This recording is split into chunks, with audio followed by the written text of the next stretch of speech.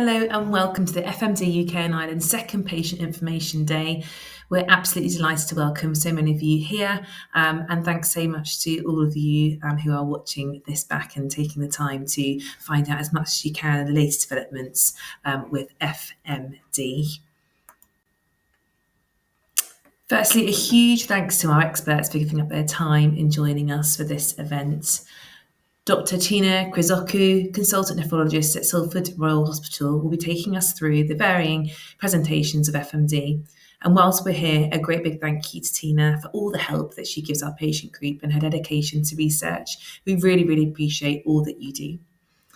Dr. DeBailis, consultant nephrologist at Salford Royal Hospital, will be talking us through what to do once you've been diagnosed with FMD. Professor Persu, head of the Hypertension Clinic at St Luke University Hospital, Brussels, Belgium, will be talking to us all about living with FMD. Dr. Luca Lapu, consultant nephrologist at Salford Royal Hospital, will be discussing the management and prevention of neurological FMD. And then we'll be back to Tina, who will tell us more about the research opportunities and preliminary data. And finally, ending with Dr. Stewart discussing FMD, menopause, and HRT, and all we need to know. But who am I? Well, I'm Victoria Warnes. I'm a fellow FMD patient and group chair for the FMD UK and Ireland patient group.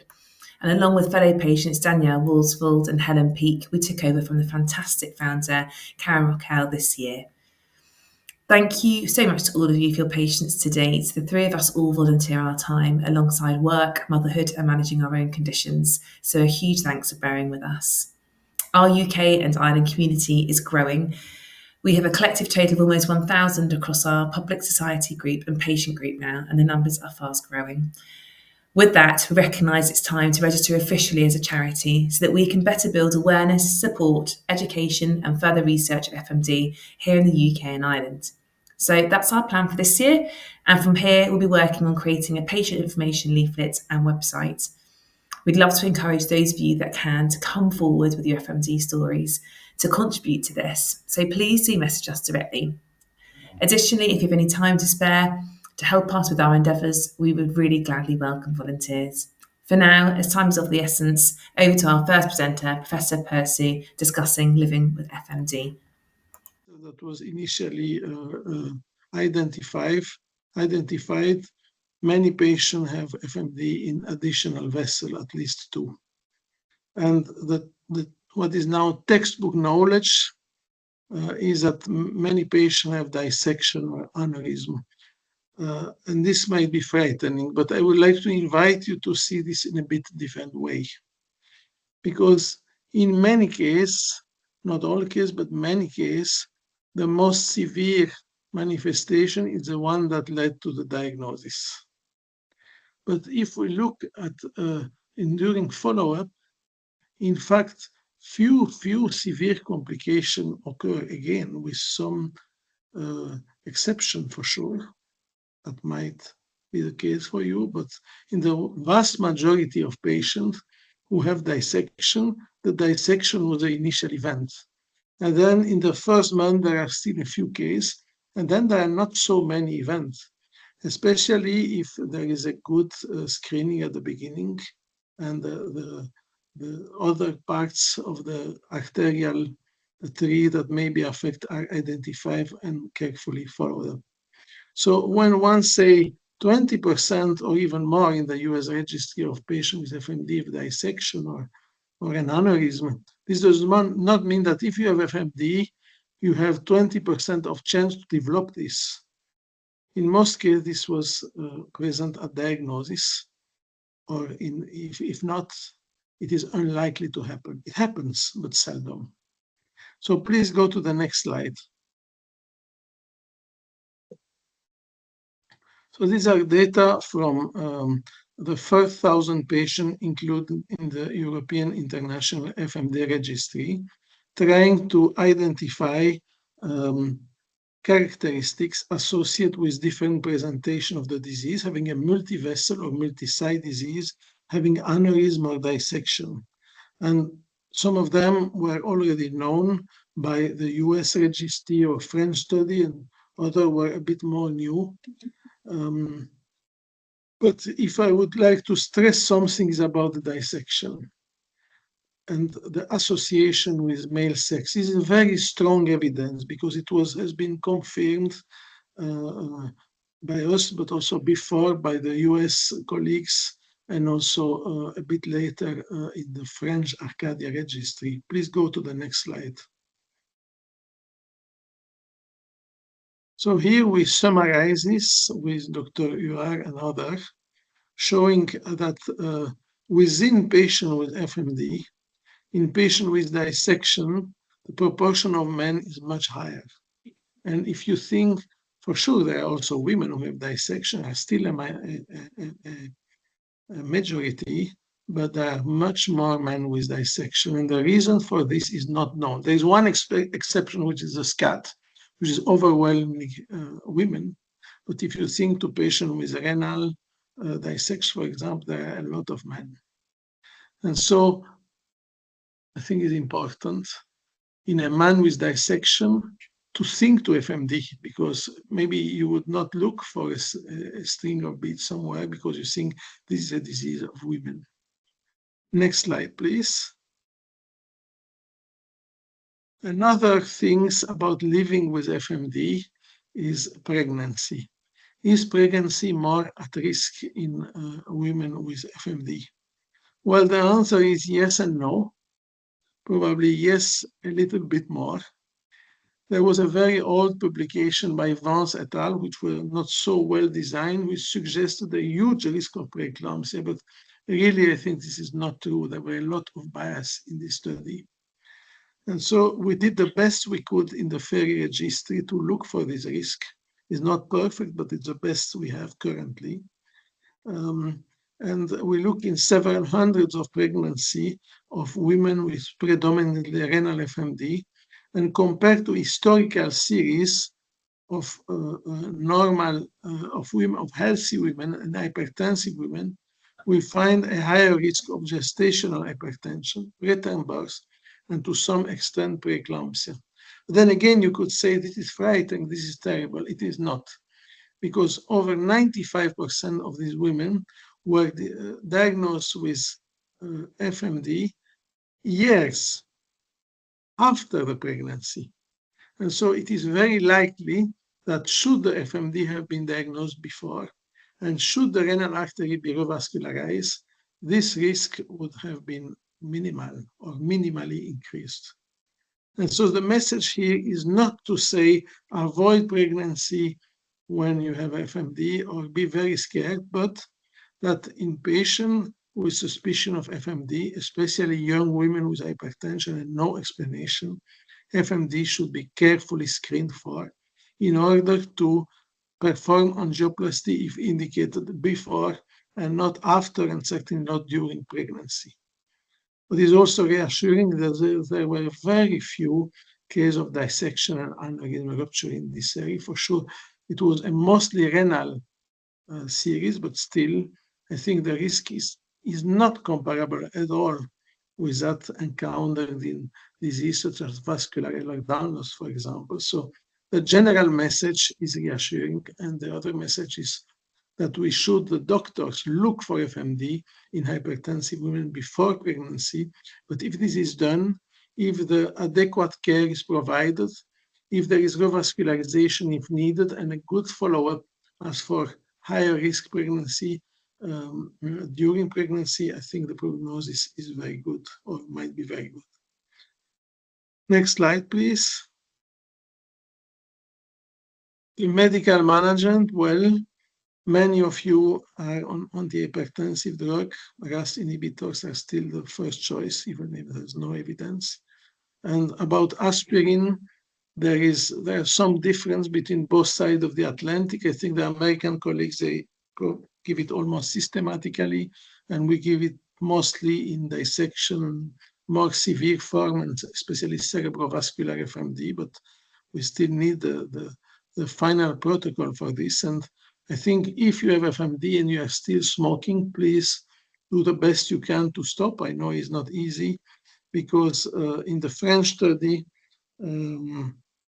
there is evidence that smoking is associated with more severe form of FMD, and the US FMD registry with an increased risk of aneurysm. Next slide, please. So this is a French meta-analysis that is a systematic review of the evidence on the benefits of revascularization and show that 36% of patients were cured.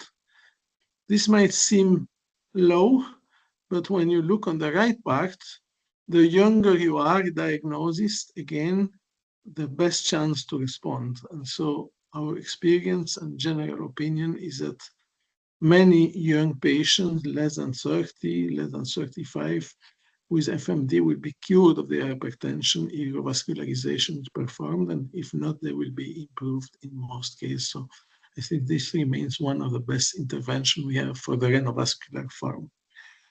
And as you know, and it's good sometimes, should not be the role of the patient, but it's good to remind doctor that stenting is in principle contraindicated because there is a risk of complication. Next slide. So as you know, if you have FMD, you enter in the disease by one of the paths I've indicated, by hypertension, by cerebrovascular complication, maybe also more specific symptoms such as migraine or tinnitus, or just by chance. It's good to look also for the other arterial beds. And it was a French Arcadia study that showed the most convincingly, and then was replicated by almost everybody, this multi-vessel aspect of the disease. Next slide.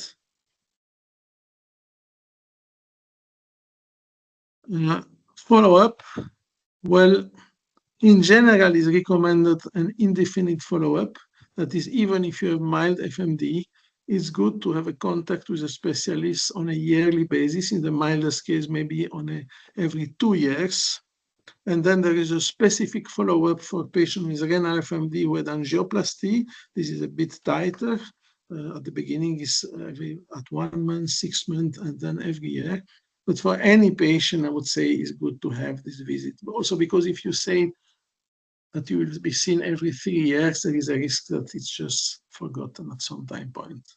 But despite this, I insist that when proper examination is done at the beginning, vascular workup, few meaningful events occur during this follow-up.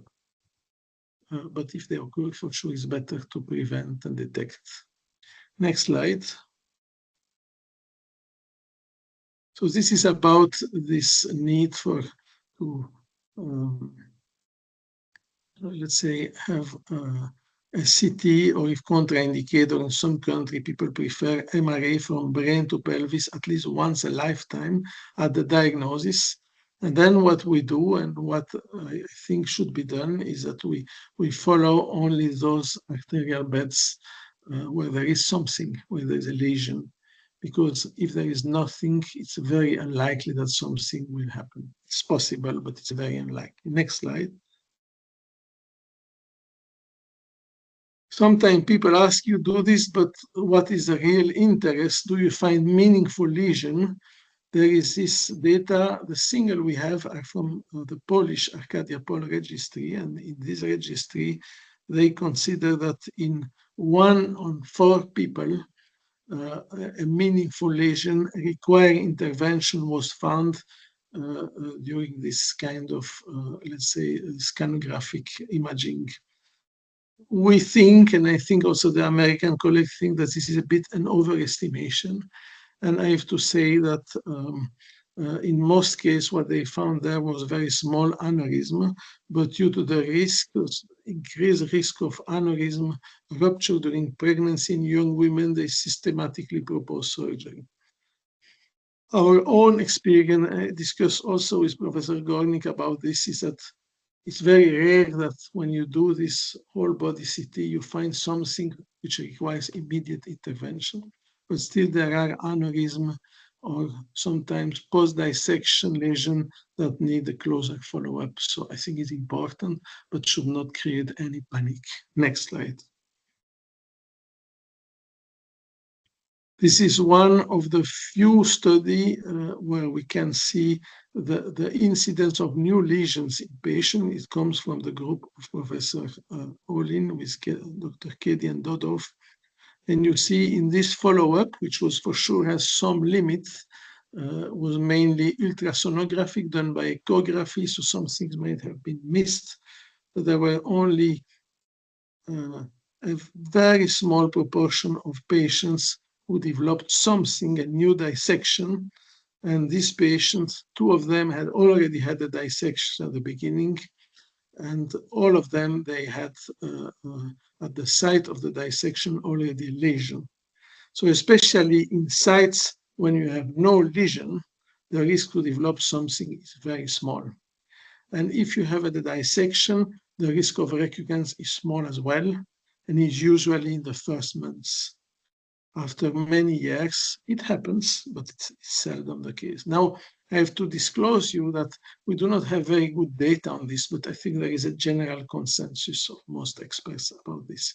So FMD is relatively stable. There are important exceptions. This is why we have to do all this follow-up, but the risk to develop new meaningful lesions remains limited. Next slide.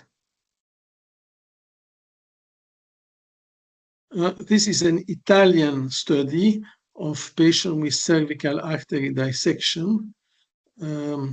It's true that having underlying FMD was associated with a higher risk of recurrence of dissection in patients without the FMD, but still this risk, I repeat, remains extremely limited and mostly in the first months. So you see, I try to be reassuring again. Next slide. This is a study we performed with Professor Adlam and a group of UK investigators and others using MRA. We study in depth the FMD lesion in a patient with well-established SCAD. And also here, it seems that the extracoronary FMD lesions are milder than in patients with primary FMD. So the fact that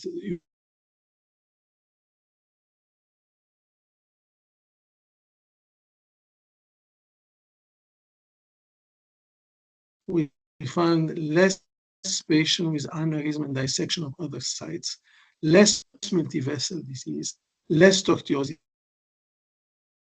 patients, is that in this series, no clinically relevant event was found during the follow-up. So again, I'm still convinced that we should look for FMD and other arterial lesion in patients with SCAD, but the risk of lesion is even lower than in patients with FMD during follow-up. And about the risk of recurrence of SCAD per se, well, as you may know, there is a very large Canadian series led by Dr. Jacqueline So, which lead to reassess the risk of recurrence of SCAD itself to lower. For sure, we have patients who have 2 or 3 episodes of SCAD, but now the risk of recurrence of SCAD have been reassessed to well less than 5%.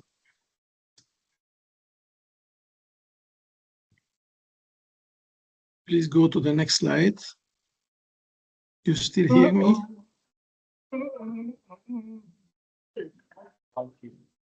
Now, a few words about the research in 5 minutes.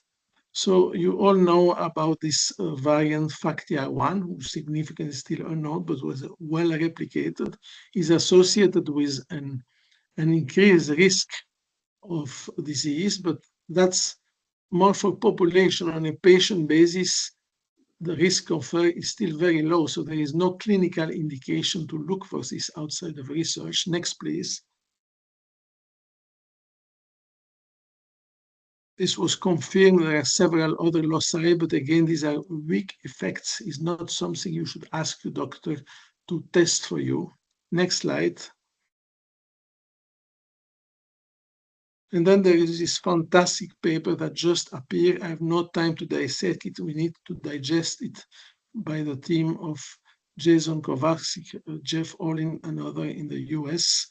and which has identified a network of genes involved in FMD. And what is, in my opinion, most important, for the first time, there is a kind of mouse model of the disease. And so I have no time to go into this, it's quite complex, but it gives a lot of hope that a new diagnostic and therapeutic avenue will be found. And in another time, another meeting would be good to discuss specifically about this. Next slide. I'm a strong believer in the importance of biomarker for the disease, not only for research, but patient care. And this can be imaging biomarker and proteomic biomarker. Next slide. As you know, already 20 years ago, there were some tiny characteristic at echography that were identified by the group of Bouturier and et al. And now the group of Rosa Maria Bruno, using new tools, is trying to refine this. And I cannot speak about it, but it's not published, but it seems that the corresponding paper will arrive. And this could be a non-invasive tool, for example, to screen for relative or patient with FMD without doing CT or angiographic exam. This will be, I think, for next time to go in more detail. Next slide. And finally, we have the proteomic tool looking for differentially expressed proteins in the urine or also in the blood of patient can be a good way to diagnose FMD. We're at the beginning. This is our study published 2 years ago. Next slide. And in a small group, we were able to discriminate very accurately patients with FMD from control, healthy control, but also patients with kidney and other coronary disease. And in fact, what we see is that there is much more degradation fragments of collagen in the urine of this patient. And this means that the histological lesion we see is not just a scar, there is an ongoing process. And this also could help to understand better this disease. Next slide. And for sure, I have no time to go into it, but there is another interesting study using plasma proteomic with complete different methodology by the group of Olin et al. And I think the results are complementary. Next slide.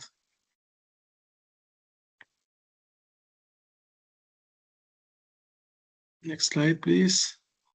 And so if confirmed, a proteomic signature that is looking for a specific profile of protein in the urine or in the blood of patient would allow to screen at-risk subgroup, for example, the relative of affected patient, to diagnose atypical form of FMD, for example, young women or men with a dissection, no other explanation, but no string or bit. Is it the same disease? To classify FMD and related disease, especially for genetic study, to predict progression and complication, and to understand pathophysiology. So it's a completely new field that may translate into benefits from patients, I think, in the next decade. Next slide. And now we are almost at the end of a new research looking for proteomic signature of patients with SCAD, with FMD, without FMD, and compare with a signature with FMD. And I cannot comment the result because they are not published, but I think this shows the debate, SCAD, FMD, is it the same disease? We might have some answer using this, and also SCAD is not always easy to diagnose by cardiologists, so having kind of proteomic biomarker can be useful. Next slide, and I think almost the last. This is about some of the publications. I discussed some of them of the FAIRY registry, and for sure we are working as a team. Also, there is a lot being done since many years in the US and in France. And I think we have to all join hands, and I think we are now at a new beginning for the research in FMD, from registry and clinical to proteomic, genetic, maybe new imaging biomarker as well, in order to identify also these few patients that are likely to progress. But still an important message is that if you were diagnosed with FMD, you should live a normal life while doing your controls as advised by your doctor, because in many cases, the initial event is the most severe, and in many cases, there are years of very good life. Thank you for your attention. Thank you so much. That was very, very informative. I've got So just a few questions I if saw you've got some time to answer questions them. passing by, but Yeah, we've got a few I'm happy questions. to If you've got answer time to answer them, that would be brilliant. Because So anyhow, unfortunately, I will have to leave you. So the question now, I'm happy to answer. Okay, I'm going to ask you a question if that's okay. Yes, sure. The first question we've got is, if someone has renal FMD, multifocal diagnosed after SCAD, but has normal blood pressure, are medications still recommended? If so, which? So there is no, if the renal FMD is not associated with hypertension and was found in the context of SCAD, I think this is your question, there is no specific medication. And in our experience, these lesions usually remain mild. In fact, personally, for sure, our recruitment is more FMD than SCAD, but I know no case of SCAD where renal FMD angioplasty had to be performed. I think it's quite rare. I don't know, Dr. Chrysokou, Tina, what you think about this. I would support that, and I think we'll mention that a bit later, but in general, patients with SCAD have mild FMD. Yeah. Okay, great, thank you. The next question is, which protein is responsible for the defects or abnormalities in the arteries? Which, sorry? Protein. Sometimes it's cut what you say, so if you can repeat which defect is responsible. Yeah. Which protein is which protein is responsible for the abnormalities in the arteries? I think we don't know for the moment the origin of the defect. I think especially the recent work by the US colleagues shows that it might be very complex, that it may be a complex interplay between genetic and environment factors. And personally, I wonder whether different factor or a different dosage of factor might not lead to the same string of beads. So I cannot answer today to this, unfortunately. I think nobody can really answer.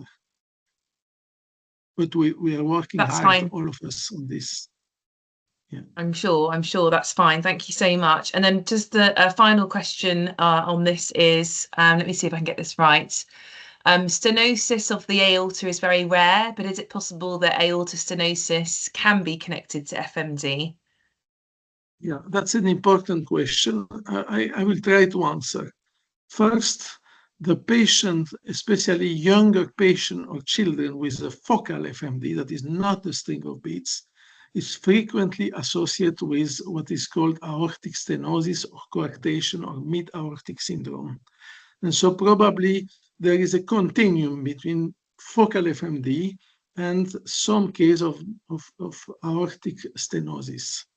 And we have also, with colleagues from Poland, we have unpublished data that these patients have, even when they have no overt stenosis of aorta, they tend to have a smaller aorta compared to control. So there is something there to investigate. As far as multifocal FMD is concerned, the aortic involvement is very rare. Some people would say it does not exist. Personally, I think it exists probably. If you look at the US registry, there are aortic aneurysms that are described, but it's not always very clear if they were due to FMD or they're by chance due to atherosclerosis or other cause. But we have in the registry few cases of people with something that is a bit similar to a string of beads of the aorta, but it's very rare. And also, I know at least one case where there was an aortic aneurysm and there was a pathological documentation of FMD.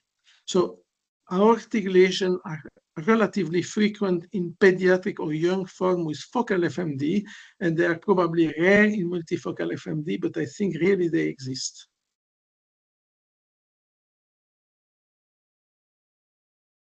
Thank you. Thank you so much for answering those questions. It was a pleasure. Very good questions also. And if some other question will come out after I leave you, and you have a group, WhatsApp group or whatever, I'm happy to try to answer them later on next week or so and provide the answer to those persons who would not have the opportunity to ask them now. That's fine. Thanks so much. Tina, I think we're over to you now, aren't we? Tina, I have to leave you. I'm so sorry. If That's there would okay. be Thank you so slides much for available coming. from the whole meeting, I would be delighted to have them, and I'm happy to answer later on to remaining questions. I would like to congratulate you and the patient and the other colleagues for putting this together. This is really great. Thank you. Thank you so much. We really appreciate your time. Thank you. Have a nice evening. Goodbye. Thank you. Bye. Thank you so much.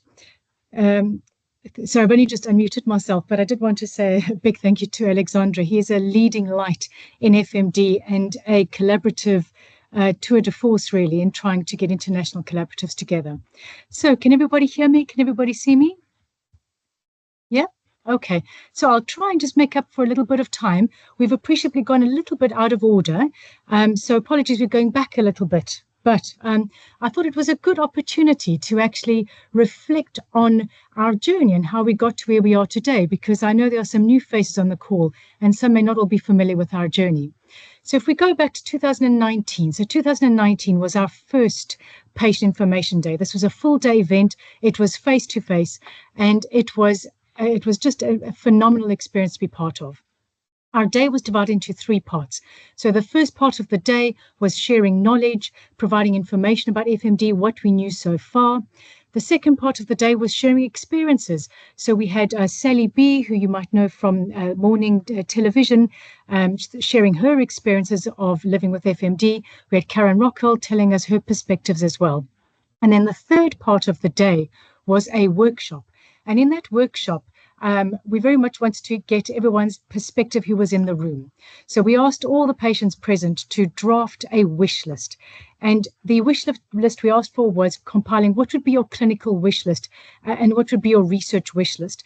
Because prior to this, I suppose we didn't really understand exactly what people's journeys were. Was there an appetite to do something more with FMD in the room? And basically, there was a lot of appetite to do a lot in the room.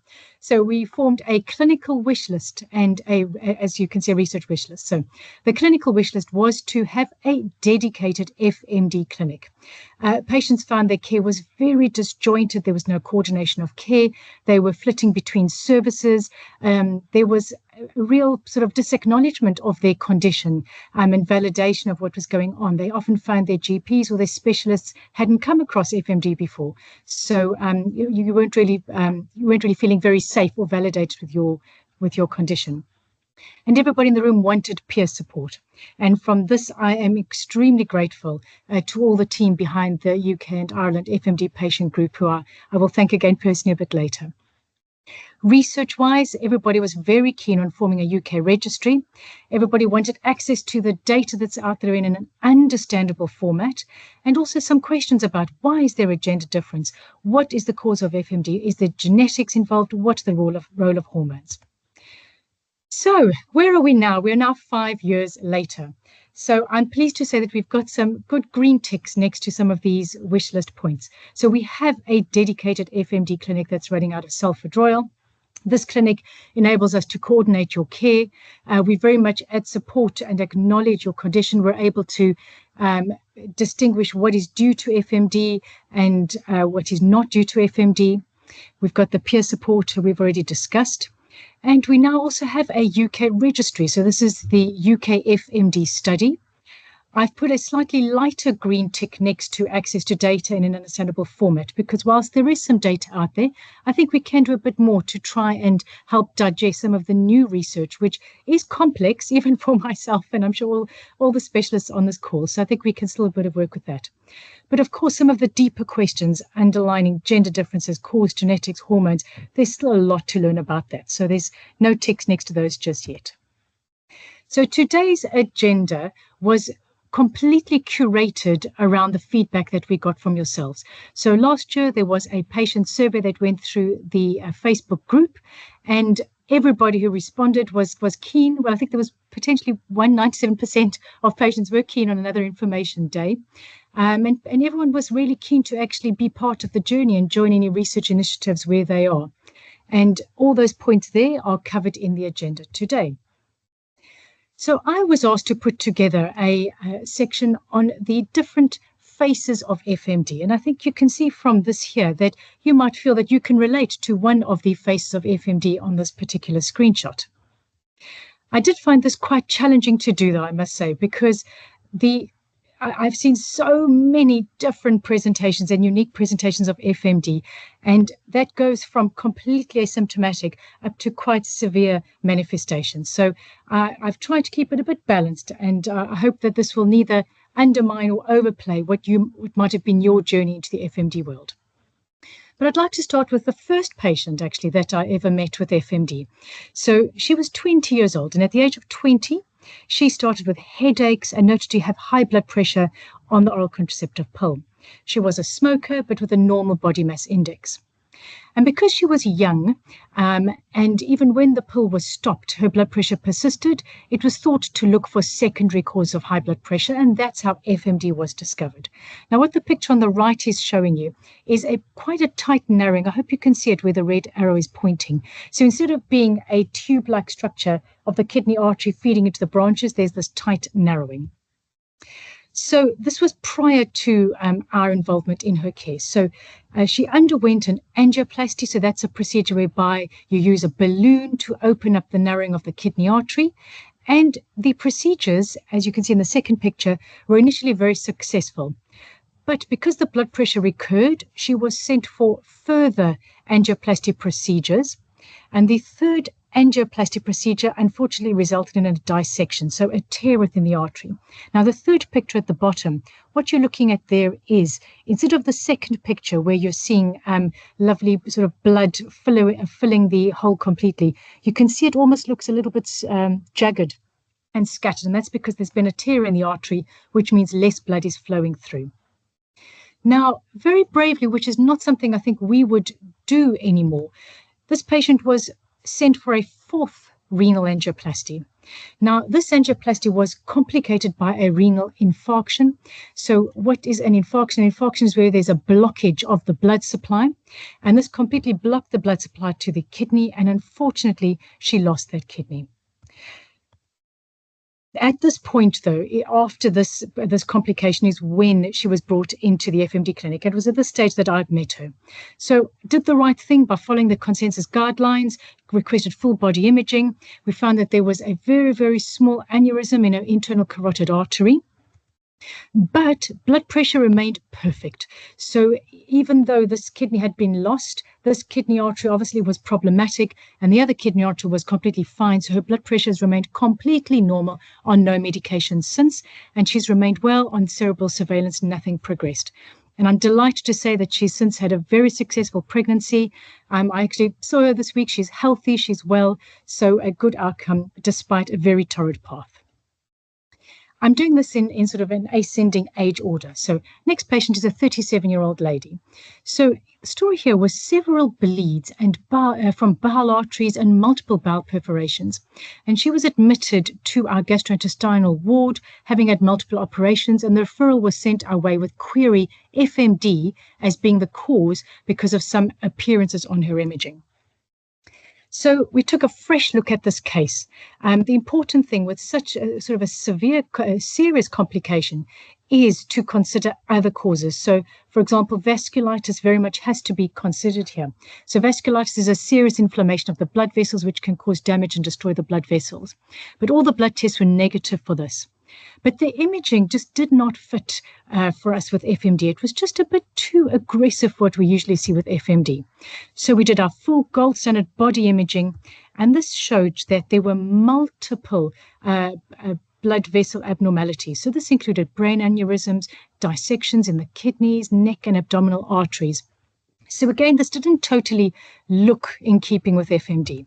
So it was at this stage that we requested genetic testing. And this then came back positive for what we actually suspected was the case all along. And indeed, this young lady did not have FMD. This is vascular Ehlers-Danlos syndrome. And I'm just posting a picture at the top of her skin, which was very fragile, bruised easily, stretched easily. So I'm putting this in just to show you that it's very important to know what's FMD and what is not FMD. Next, 42-year-old lady. She's been a smoker since the age of 15, high levels of anxiety and slim.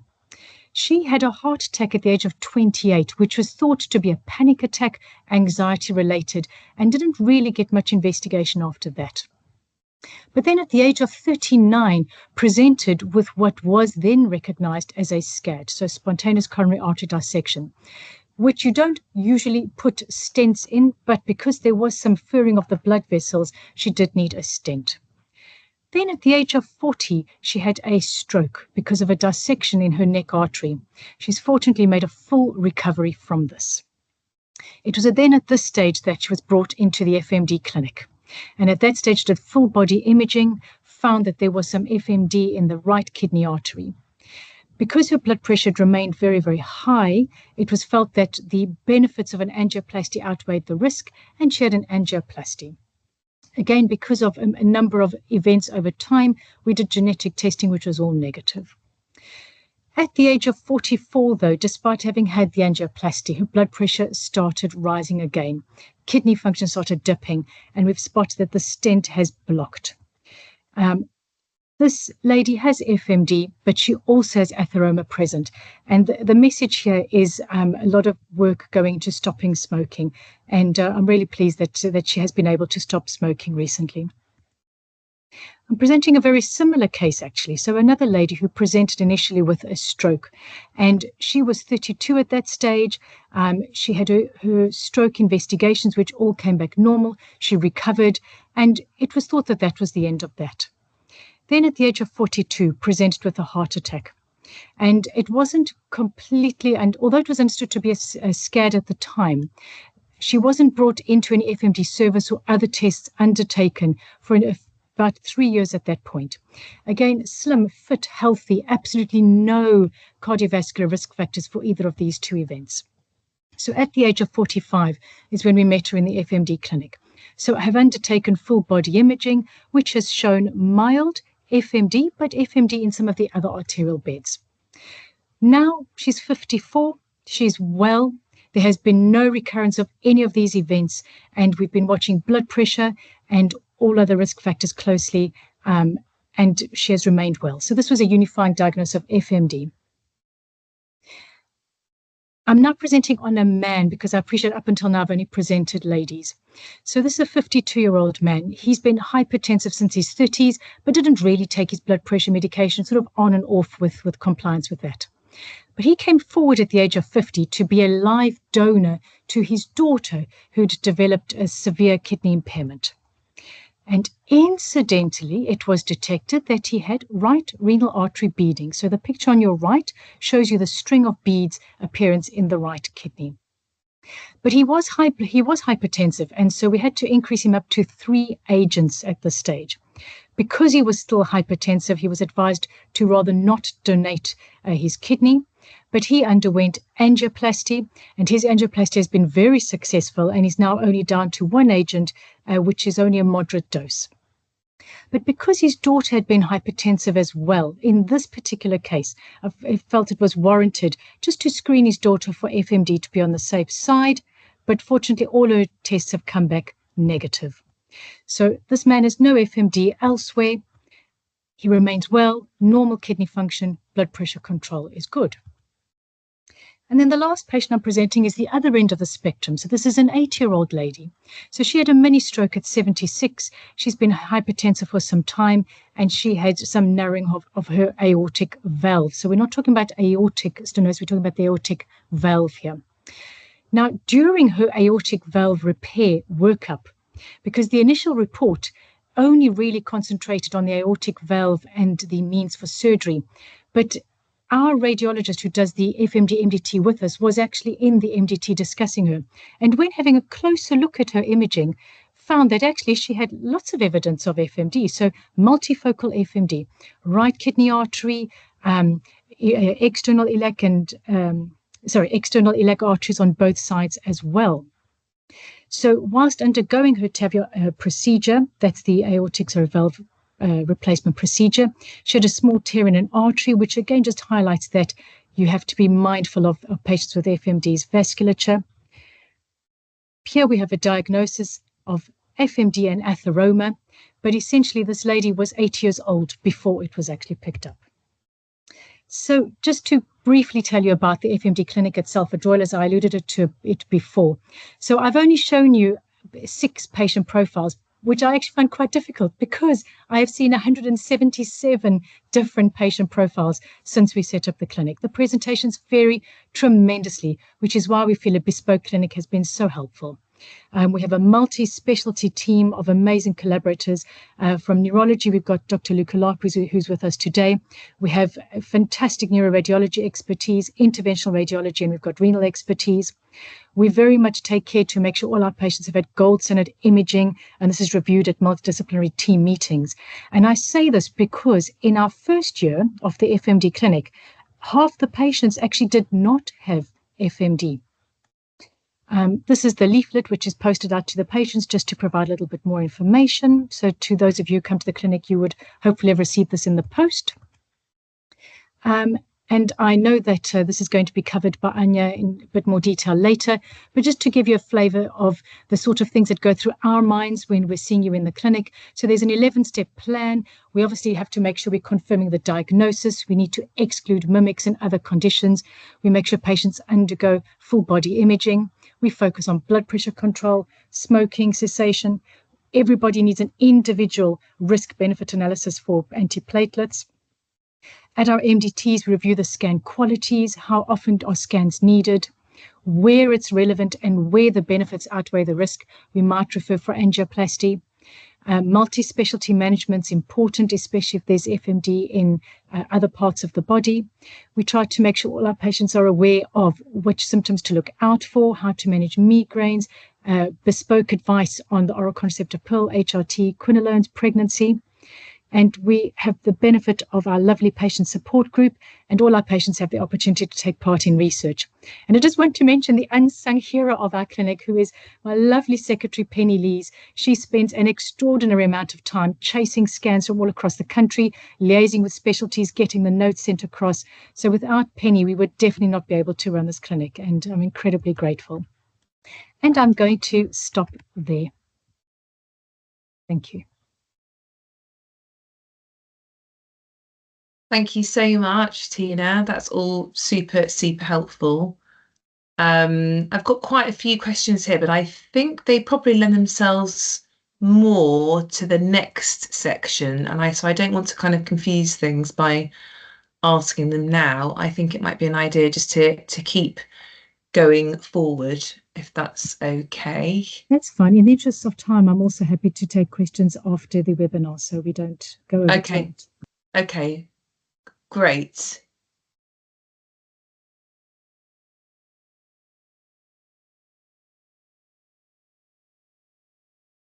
Would you like me to introduce Anya Victoria? So I don't know if you were doing it. Yes, actually, if you wouldn't mind, that would be great. Thank you. No problem. I can introduce the speakers going forward. So it's my absolute pleasure to introduce my colleague, Dr. Anya de Baylis, who has joined me and stepped into the fray as we understandably have quite an expanding clinic. Anya is a consultant nephrologist at Southwood Royal Hospital, and Anya is going to go back to the basics, really. So I've been diagnosed with FMD. Now what? Over to you, Anya. Thank you. I just wanted to confirm that you can all see my slides. We can now. Perfect. Thank you, Tina.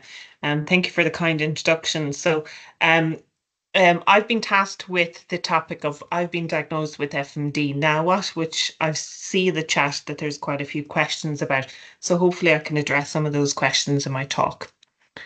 So as Professor Pursue highlighted earlier, what is fibromuscular dysplasia to start off with? So this is a non-inflammatory, non-atherosclerotic disorder, which can have a multitude of manifestations.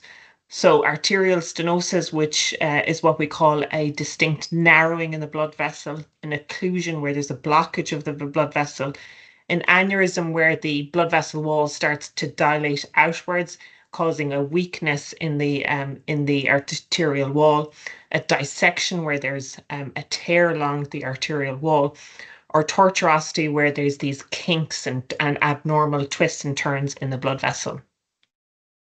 There are two main types of fibromuscular dysplasia. The multifocal FMD, which is this classical appearance when we do a CT scan or an MR scan where we give some dye. So what you have is this alternating areas of narrowing and dilatation, which gives you this string of beads appearance on an angiogram. The focal type of FMD, which Professor highlighted earlier, tends to be the more severe manifestations of fibromuscular dysplasia, where there is a distinct area of narrowing along the blood vessel.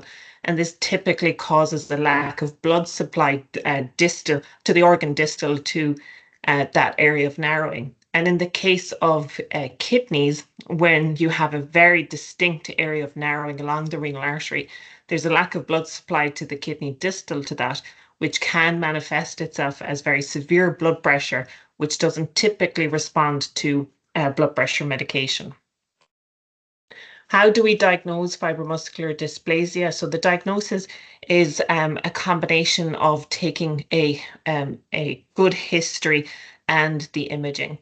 So there are various different types of images that we can use to make the diagnosis. There's a CT angiogram or an MR angiogram, which are typically the two main ways that we diagnose fibromuscular dysplasia on this side of the Atlantic. In the US, they use a lot of duplex ultrasound, but typically not used that much here in the UK. Catheter angiography is the gold standard to diagnose any issues with the renal artery. However, this does come with its own risks, as it involves going into the renal artery and injecting some dye directly into the renal artery to highlight any issue along the artery. So we typically reserve that for situations where we're not 100% sure, or if there is a reason to do an intervention at the same time. So the vessels commonly affected, so the kidneys are one of the most common arteries affected, along with the internal carotid, which is the main blood vessel to your brain, your vertebral arteries, which are the main blood supply to the back part of the posterior part of your brain. However, you can pretty much get fibromuscular dysplasia in any blood vessel from head to pelvis. FMD affects the kidney arteries in about 75% of cases, and similarly the carotid and the vertebral. What's really important is that 2/3 of patients will have a lesion or a manifestation of the disease in another blood vessel. So it's important that if you diagnose, for instance, fibromuscular dysplasia affecting the kidney arteries, that you look for it elsewhere as well. So as I said, it's mainly based on what we find on imaging, and typically for conditions, there's a diagnostic criteria to confirm the diagnosis. However, with FMD being a rarer condition, at the moment, there is no formal radiological diagnostic criteria for diagnosing the condition, but there are certain manifestations that really raise the flag for potentially having fibromuscular dysplasia. And this includes that characteristic string of beads appearance, or if you have what we call a web-like defect along the internal carotid artery. So it's important to note that the findings can be very discrete or they can be very typical. So that's why all these scans are discussed at an MDT meeting, so that the scans can be looked at by experts and gone through with a fine-tooth comb.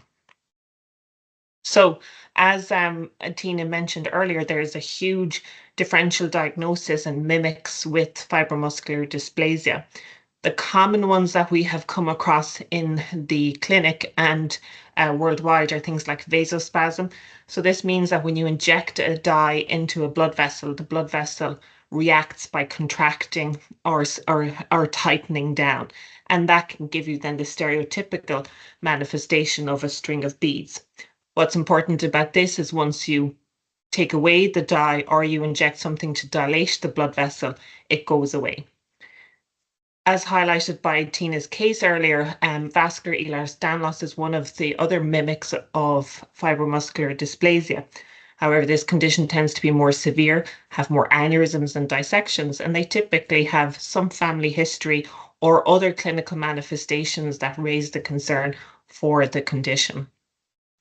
And vasculitis, which is an inflammatory condition. So again, the key with fibromuscular dysplasia is that there's no inflammation involved. Segmental arterial or SAM, as Tina highlighted earlier, is a very severe condition where you get progressive involvement of the blood vessels involving the bowel or abdominal organs. And one of the commonest mimics is atherosclerosis. So this is where you get deposition of cholesterol along the blood vessel, causing the blood vessel to become narrowed. How do we manage FMD? So FMD is one of those conditions where a team approach is key. So many of you will have been diagnosed by various different specialists and have met other specialists along your patient journey. And as Tina highlighted, we have a lot of specialists involved with the fibromuscular dysplasia service here in Salford, but really it is not a one-size-fits-all approach. So in terms of management, the management is predominantly based on this consensus document, which was first published in 2019. And this is a consensus approach to how best to manage patients with fibromuscular dysplasia and is based on large registry data of patients with fibromuscular dysplasia and how they have presented and progressed throughout their disease. So how I look at the management of fibromuscular dysplasia is four main pillars. So where is the disease? How badly does it affect the vessel? What are the clinical consequences of the disease? And how do we reduce the risk? So the first question is where?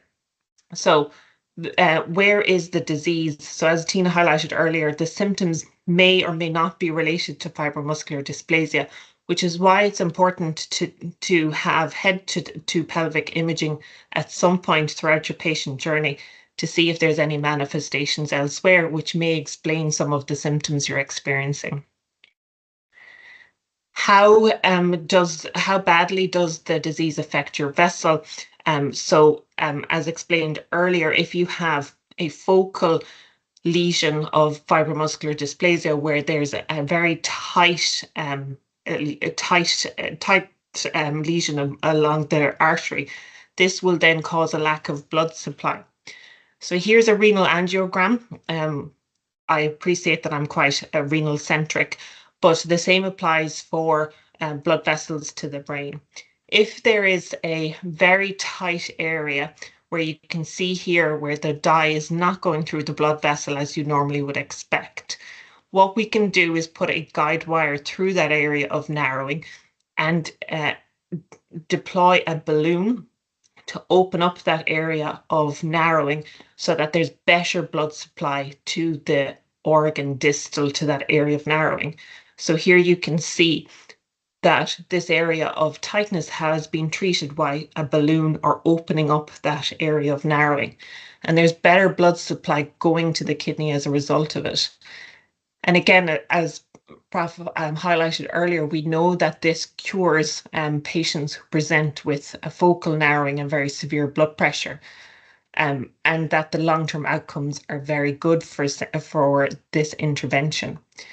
Surgery is sometimes used, but as the years have gone on, we are surgically intervening less and less, as these are quite efficient interventions to open up the area of narrowing.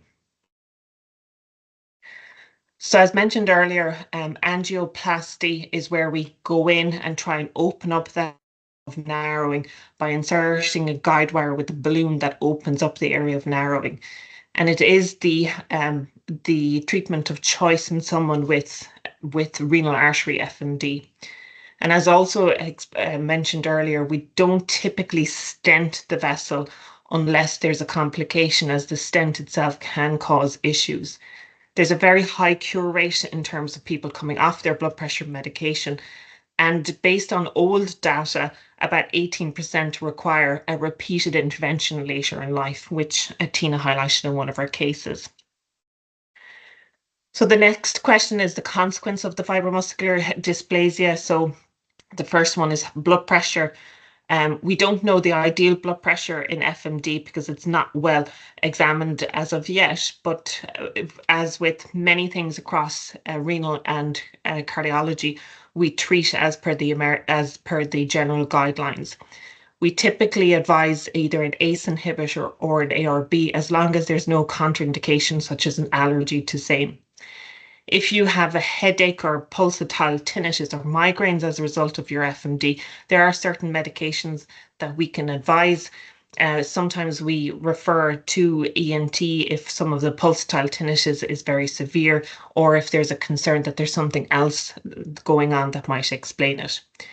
If you've had a very rare complication, such as a dissection or an aneurysm, then we would refer to neurosurgeons. Or if you've had a stroke, there are some interventions that can be done as well in the setting of same. Risk reduction is a massive intervention. So we advise all our patients to stop smoking, as Prof mentioned earlier.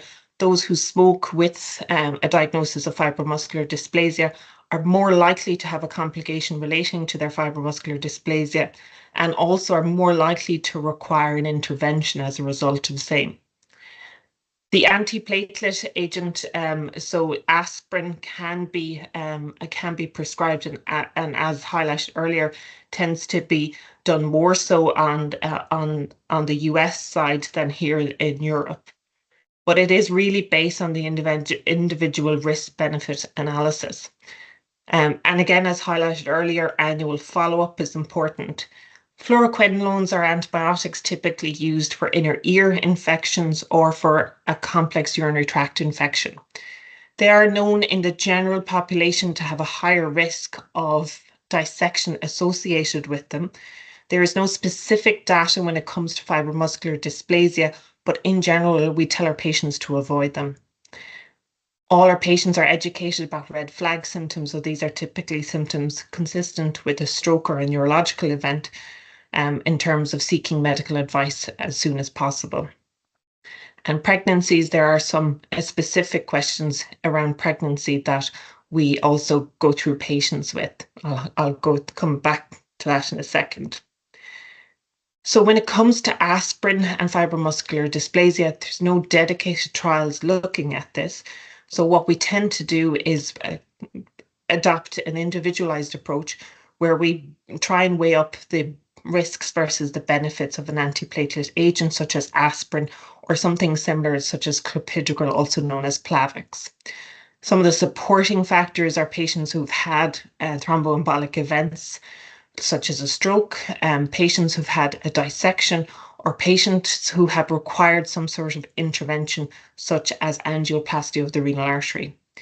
Some of the things that would make us a little bit more cautious, but not necessarily outrule the prescription of an aspirin or an antiplatelet agent, would be things like someone who's had a big bleed previously. And as highlighted earlier, a lot of patients in the US registry are prescribed an antiplatelet agent. So we know that this is a condition that affects predominantly women. So in terms of women's health specific concerns, I like to break it down to three things. So contraception, which will be covered in a bit more detail by one of my colleagues later, the preconception period, and the in pregnancy period.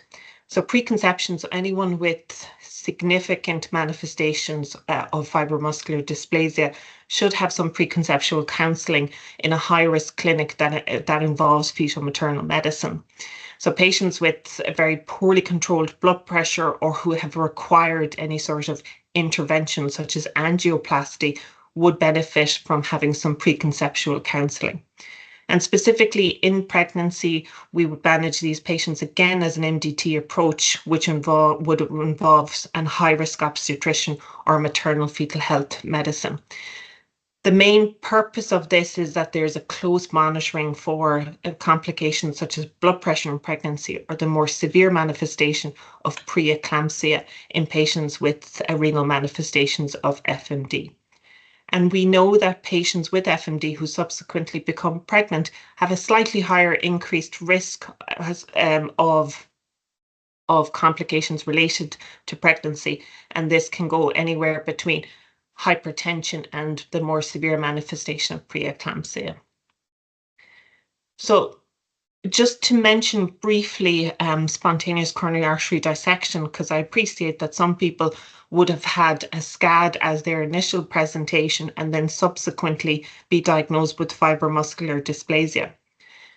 So SCAD in general is a very uncommon cause of myocardial infarction or heart attack, but it mainly affects women with a predominantly female presentation.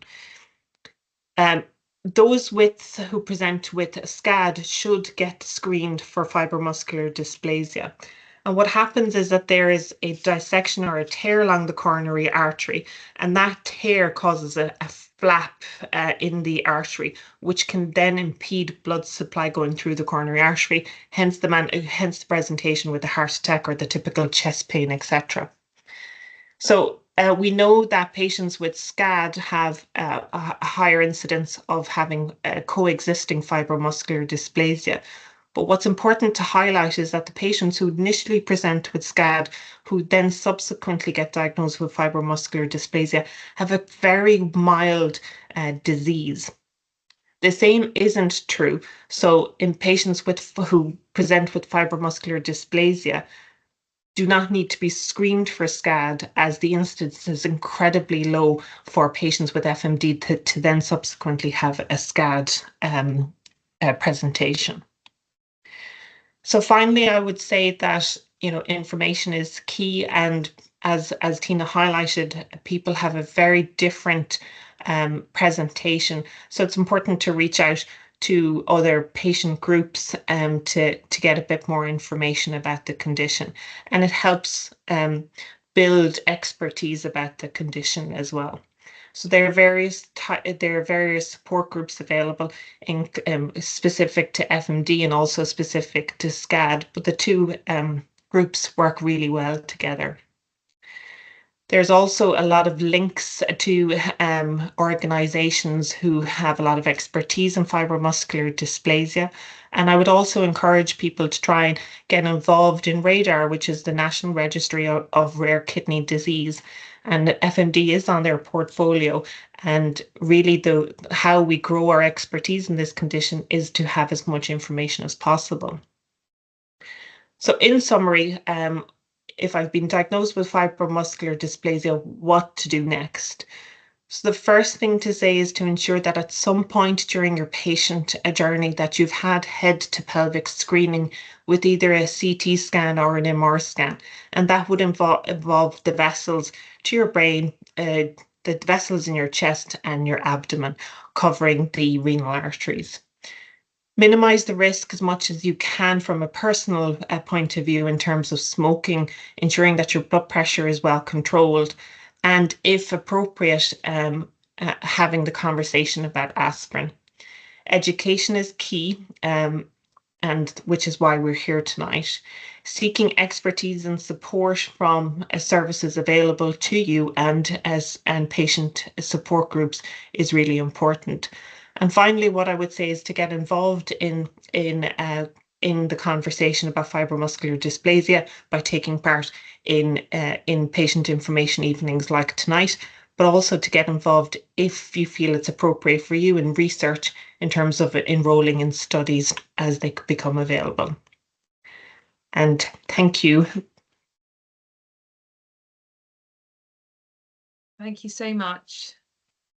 That was super, super useful. There's a few questions that have come in. Someone has said that they mild FMD following a SCAD. And do they need to be referred for FMD, or is this mild diagnosis enough? The diagnosis was from Dr. Adlam. Well, Dr. Adlam is one of our colleagues who has a lot of expertise in the field of SCAD, but also in the field of FMD. So it's really a personal choice in whether you would like to get referred to the FMD service, but being under the care of Professor Adlam would ensure that you're getting the best treatment available anyways. Brilliant, thank you. And there's been quite a few questions in the chat regarding, you know, how people get into having their full body scans and the gold standard, as it were. I think I'm right in saying that by getting referral through to Tina, essentially, is one of the best ways forward. But please correct me if I'm wrong on that. Yes, so getting referred to the FMD clinic helps with getting that head-to-toe screening, but more often than not, what we advise is that we then defer to the local centre to try and arrange that scan, because as you can imagine, not everyone can travel to Salford.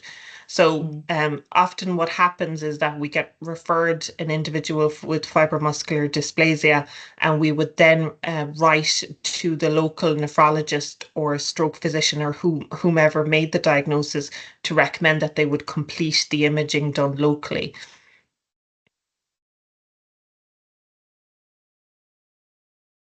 Great, thank you. Another question in, what sort of advice is there for people facing surgery? Are there precautions the surgeon needs to take?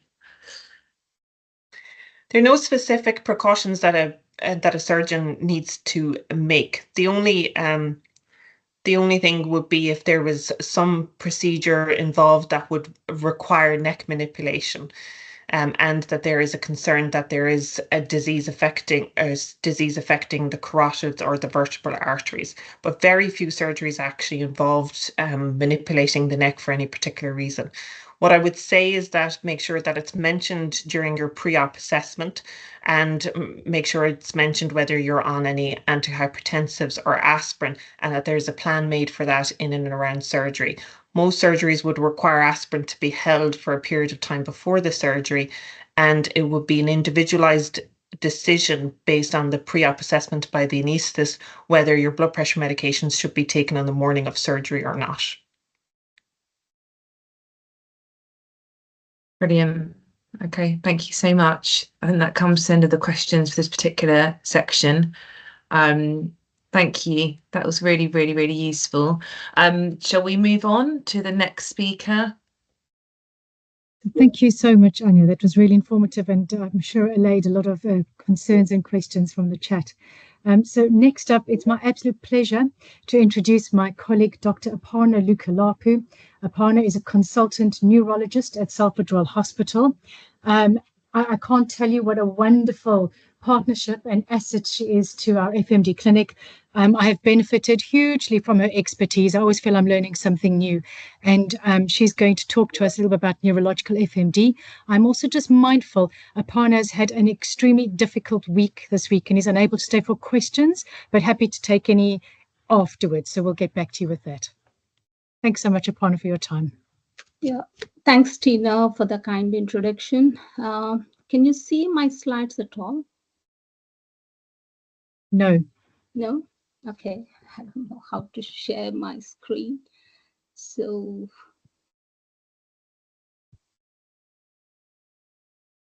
Something's happening. can you see that now? Something, yes, perfect. Yeah? All right. Can you hear me okay? Perfect. Yeah. Thank you. So Thank you everyone for the kind introduction and having me in this evening. So I'll be covering the neurological aspects of the fibromuscular dysplasia. I know most of my colleagues have covered the basics, and I'll be dealing with the neurological aspect of this.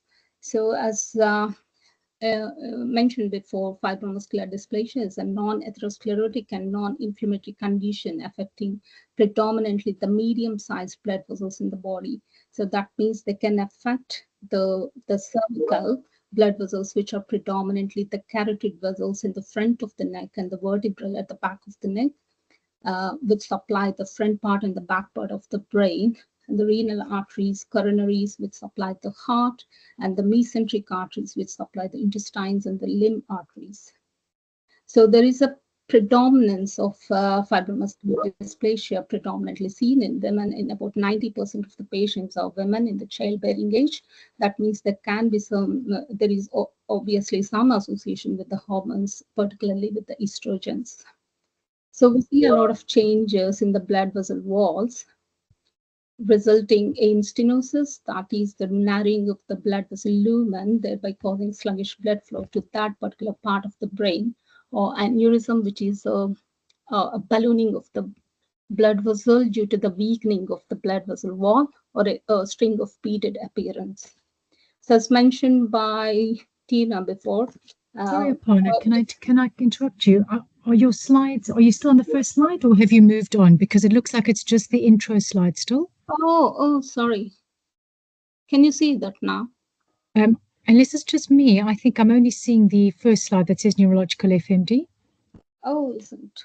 Okay. Yeah, So I think there is an issue with the slides. Thanks, Tina. If you just want to see if you can refresh maybe and see if that works. Can you see this now? If you unshare, then share your whole screen rather than a select screen, because that won't, when you go to the next one, it won't show. Oh, okay. Sorry about this, but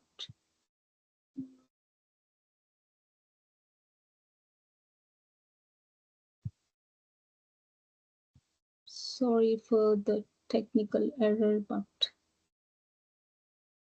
Don't worry at all. Thank you so much. can you see that? I still see the same one. I don't know how to do about this, but if you hit stop sharing and then try again. Okay. Right. Okay. Maybe I'll have to click on. Can you see that now? Yeah. Okay. How can I enlarge this? I think there's still a fair few people that can't see anything at all. I can, though. I can see that it's moved on. It's on introduction now, Aparna. Am I still at the introduction slide, or? So you're on slide number 2 of 16, it says. Yeah. Is that where you are? So that's correct? Okay. You can't see my PowerPoint presentation then. Oh, sorry about this. But I don't know how to enlarge the slide.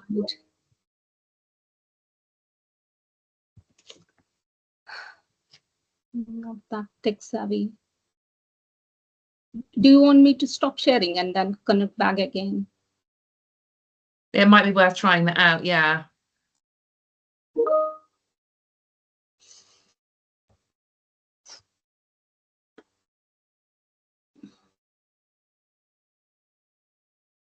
Okay, so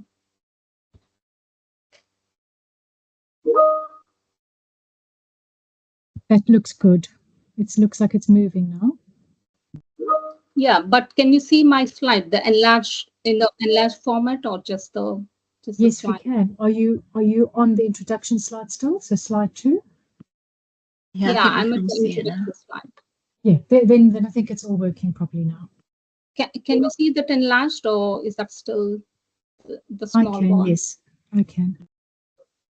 I think some of us can and some of us can't. I would suggest carrying on. We are recording this, and and the person that's recording Alright. can see the slides. So if people can't see the slides now, don't worry. When you come to watch the recording, you should be able to watch it back and see the slides. So I would say for now, if we can just carry on in the essence of time, that would be brilliant. Right. Okay. Sorry about this, but yeah. That's so yeah, fine. it's Thank quite. you very much. Thank you. So it's quite important to exclude the FMD mimics, especially the genetic conditions like in Ehlers-Danlos syndrome. You see multiple aneurysms, and the changes in the blood vessels are similar to the FMD. So and also large vessel vasculitis, where you see inflammation in the wall of the blood vessels. And especially when it comes to the neurological, it is quite important to exclude temporal arteritis, which is a large vessel vasculitis, which increases the risks of the strokes in these patients. And atherosclerosis, due to the deposition of the fat in the wall of the blood vessels, resulting in plaque formation. But FMD is a non-atherosclerotic condition, so it's quite important to look and exclude these conditions. So this is the same slide that we have seen in the last two presentations. So as we mentioned, FMD can be seen in the medium-sized arteries. So the usual arteries that are involved includes the carotid and the vertebral in the neck, in the front and the back of the neck, and the coronaries in the heart, brachial blood vessels in the upper arm, and the iliofemoral vessels in the legs, and the renal.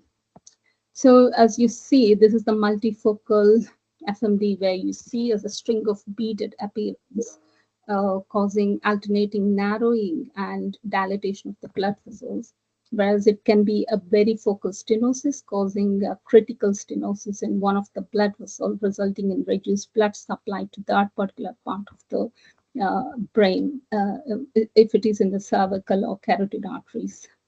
The other complication could be a dissection, where there is a tear in the intimal. Intimal layer is the innermost layer of the blood vessel wall. So you can see a tear in the intimal layer, resulting in a pseudo false lumen, and thereby causing sluggish blood flow, resulting in increased risk of strokes, particularly in the first few weeks of the dissections. And you see aneurysm with ballooning of the blood vessel walls. And the aneurysms are more significant if they are huge in size. When I say bigger size, they usually more than 7 millimeters is considered as a large aneurysm, and the risk of bleeding in such aneurysms, particularly intracranially, would be. And the other change would be a tortuosity of the blood vessel, resulting in kinking of the blood vessel with sluggish flow, thereby increasing the risks of the stroke. So these are the types of fibromuscular dysplasia. The internal carotid artery showing the string of beaded appearance, which is the multifocal FMD, is most commonest than a focal FMD, whereas this is the tight critical stenosis involving the carotid artery. And these are the situations where they can be benefited with a surgical procedure like a stenting for a critical stenosis. And the similar kind of situation in the renal arteries, showing a focal FMD and a multifocal FMD with string of beaded appearance. So what causes fibromuscular dysplasia? The cause is mostly unknown, unfortunately, but there are certain association with the hormones, especially with estrogens. That's the reason it might be much more common in women of the childbearing age. And certain genetic disorders are associated with the fibromuscular dysplasia. Some environmental factors like injury to the blood vessel wall due to repeated stretching, especially hyperextension of the neck, or procedures causing the lateral rotation of the neck, especially, might cause dissections, complications such as dissections in these patients.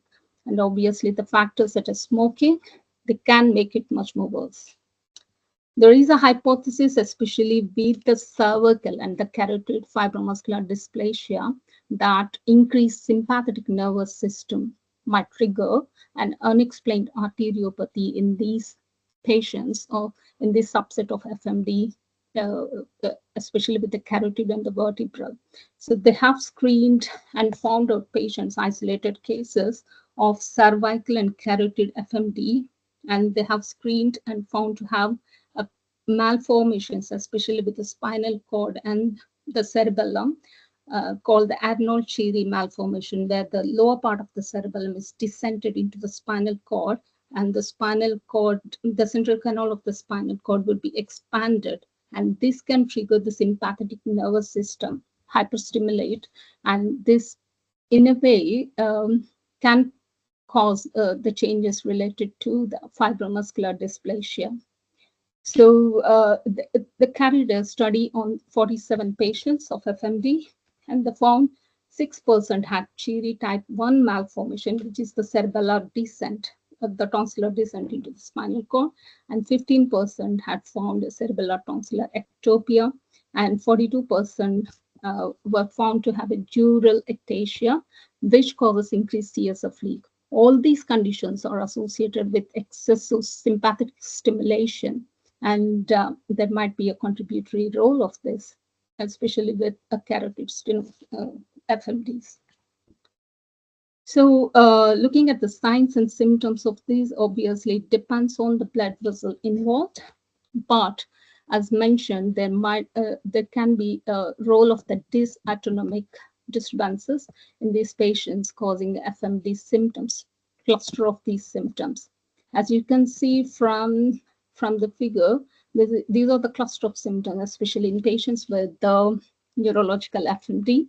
Hypertension is seen in 27%, headaches, and then neck pain, carotid bruit, the audible bruit over the carotid due to the tight stenosis, and a pulsatile tinnitus, which is a whooshing sound in the ears, which is time locked with the pulse, and tinnitus, it could be a ringing sensation or a sound of electrical devices in the ears, can be seen in 8%, and dizziness. These are the usual symptom cluster, especially with the neurological FMDs.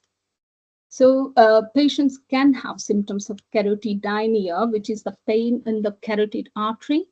This is sometimes considered as a red flag because it indicates there can be some carotid dissection happening on that particular side.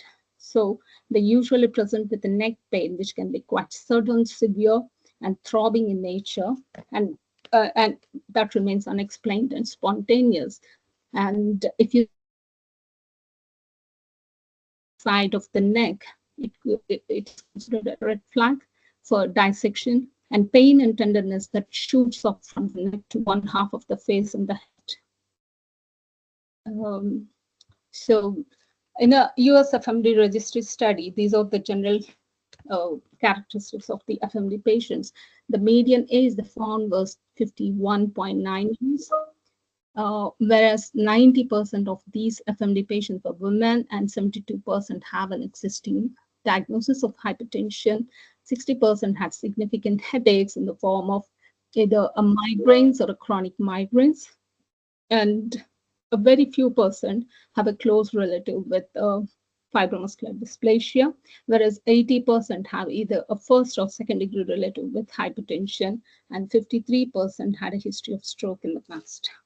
And the most common blood vessels affected in the registry were the renal and the cerebral and cervical arteries, whereas in about 65%, they are co-prevalence. They have both renal and the cervical artery involvement. When it comes to the cerebral and cervical, the carotid artery is the most commonly affected, seen in 95%, and it often present bilateral, and 70% have a vertebral artery, which is the artery which travels behind the neck, and it supplies the back of the brain. So this is a qualitative study conducted on 126 patient experiences from the FMD Society of America 2014. So from these experiences, it's not just the physical symptoms, they carry a lot of psychological burden to these patients. resulting in a memory decline and cognitive issues, and it can affect the mood. The new diagnosis in FMD can be quite devastating to the patient, causing a lot of psychological effect and the overall well-being. So it's quite important that we kind of manage both the physical and emotional side part of it. When it comes to the serious medical problems, as discussed, the aneurysm is considered serious one. The rupture of the aneurysm, it can be a medical emergency, and the chances of complications and burst aneurysms are mostly seen in the aneurysms with a diameter of more than 7 millimeters. These are the usual sizes that tend to rupture. And stroke, TIA, or mini strokes, these are most commonly seen when you have a focal stenosis, particularly either in the carotid artery or in the vertebral artery. If there is a focal stenosis, it might increase the chances of having an ischemic stroke or TIAs or mini stroke. And also in the setting of FMD, cervical artery dissection is known to cause a stroke, particularly in the first few weeks after a dissection. So what are the diagnostic? How do you diagnose and the tests involved? FMD is quite difficult to diagnose on physical examination due to the obvious reasons. There are no signs except accidentally if we hear a carotid bruit or a renal bruit on the routine examination, that can trigger getting an imaging done to other different structures, thereby resulting in diagnosis. But the other diagnostic tests which are quite important are MR scan of the brain or MR angiogram, particularly looking into the blood vessels, especially from the aortic arch to the base of the brain, to screen for all the blood vessels, to look for changes of FMD. And we routinely do ultrasound Dopplers, but they're usually done in patients who are accidentally referred as a mini strokes or strokes. They are routinely done as a screening to look for the carotid arteries. They aren't done for the vertebral arteries because it's quite difficult technically to screen for the vertebrals, but it is routinely done for the carotids. And if the ultrasound detects any critical stenosis, like more than 70% is considered as a critical, in that case, they will be screened with a CT angiogram, which is much more sensitive to detect the stenosis.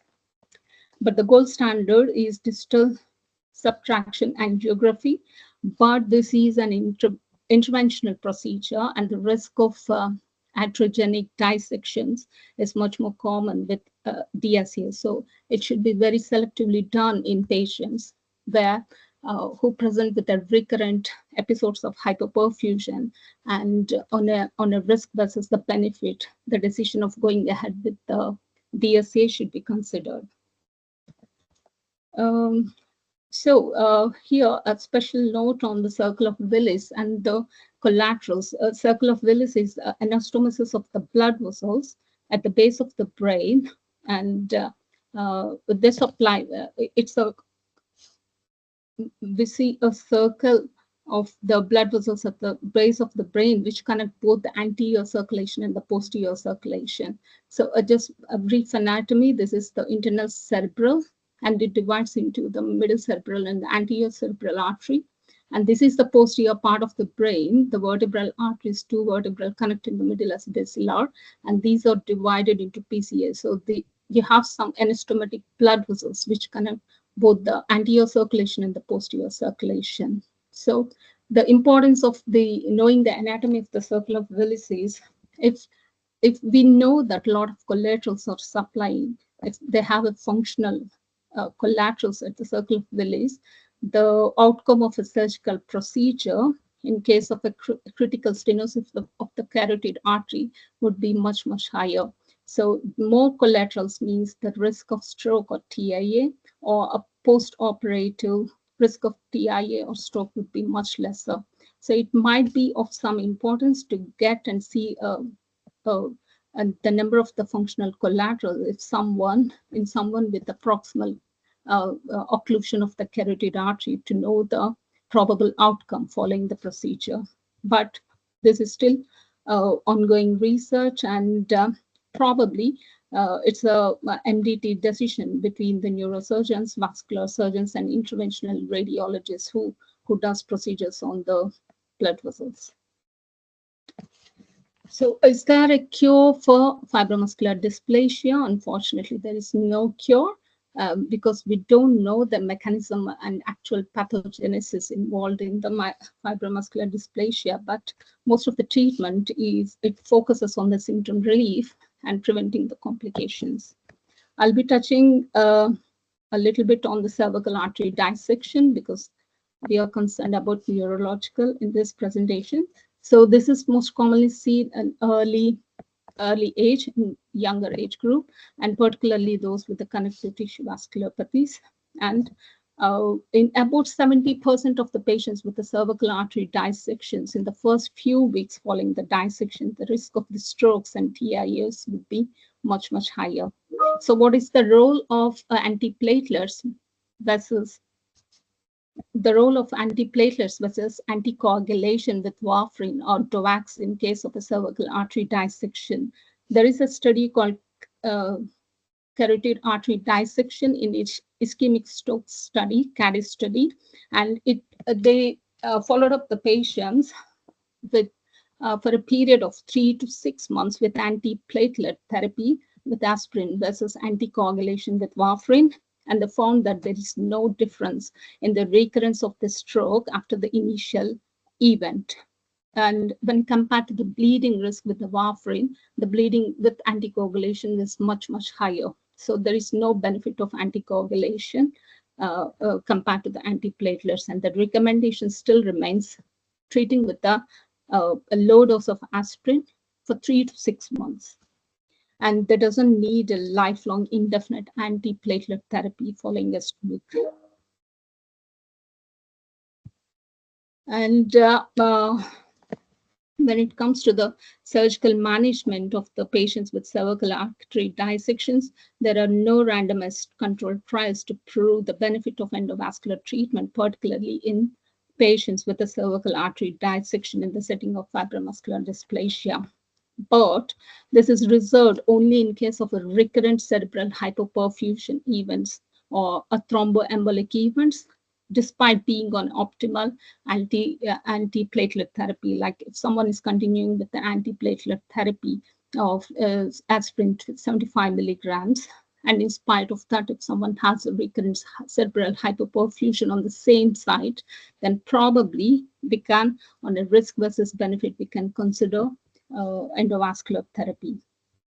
And as also mentioned, because the vessels are quite fragile, there can be high chances of iatrogenic dissection, particularly with any kind of a catheter-based interventions in these patients.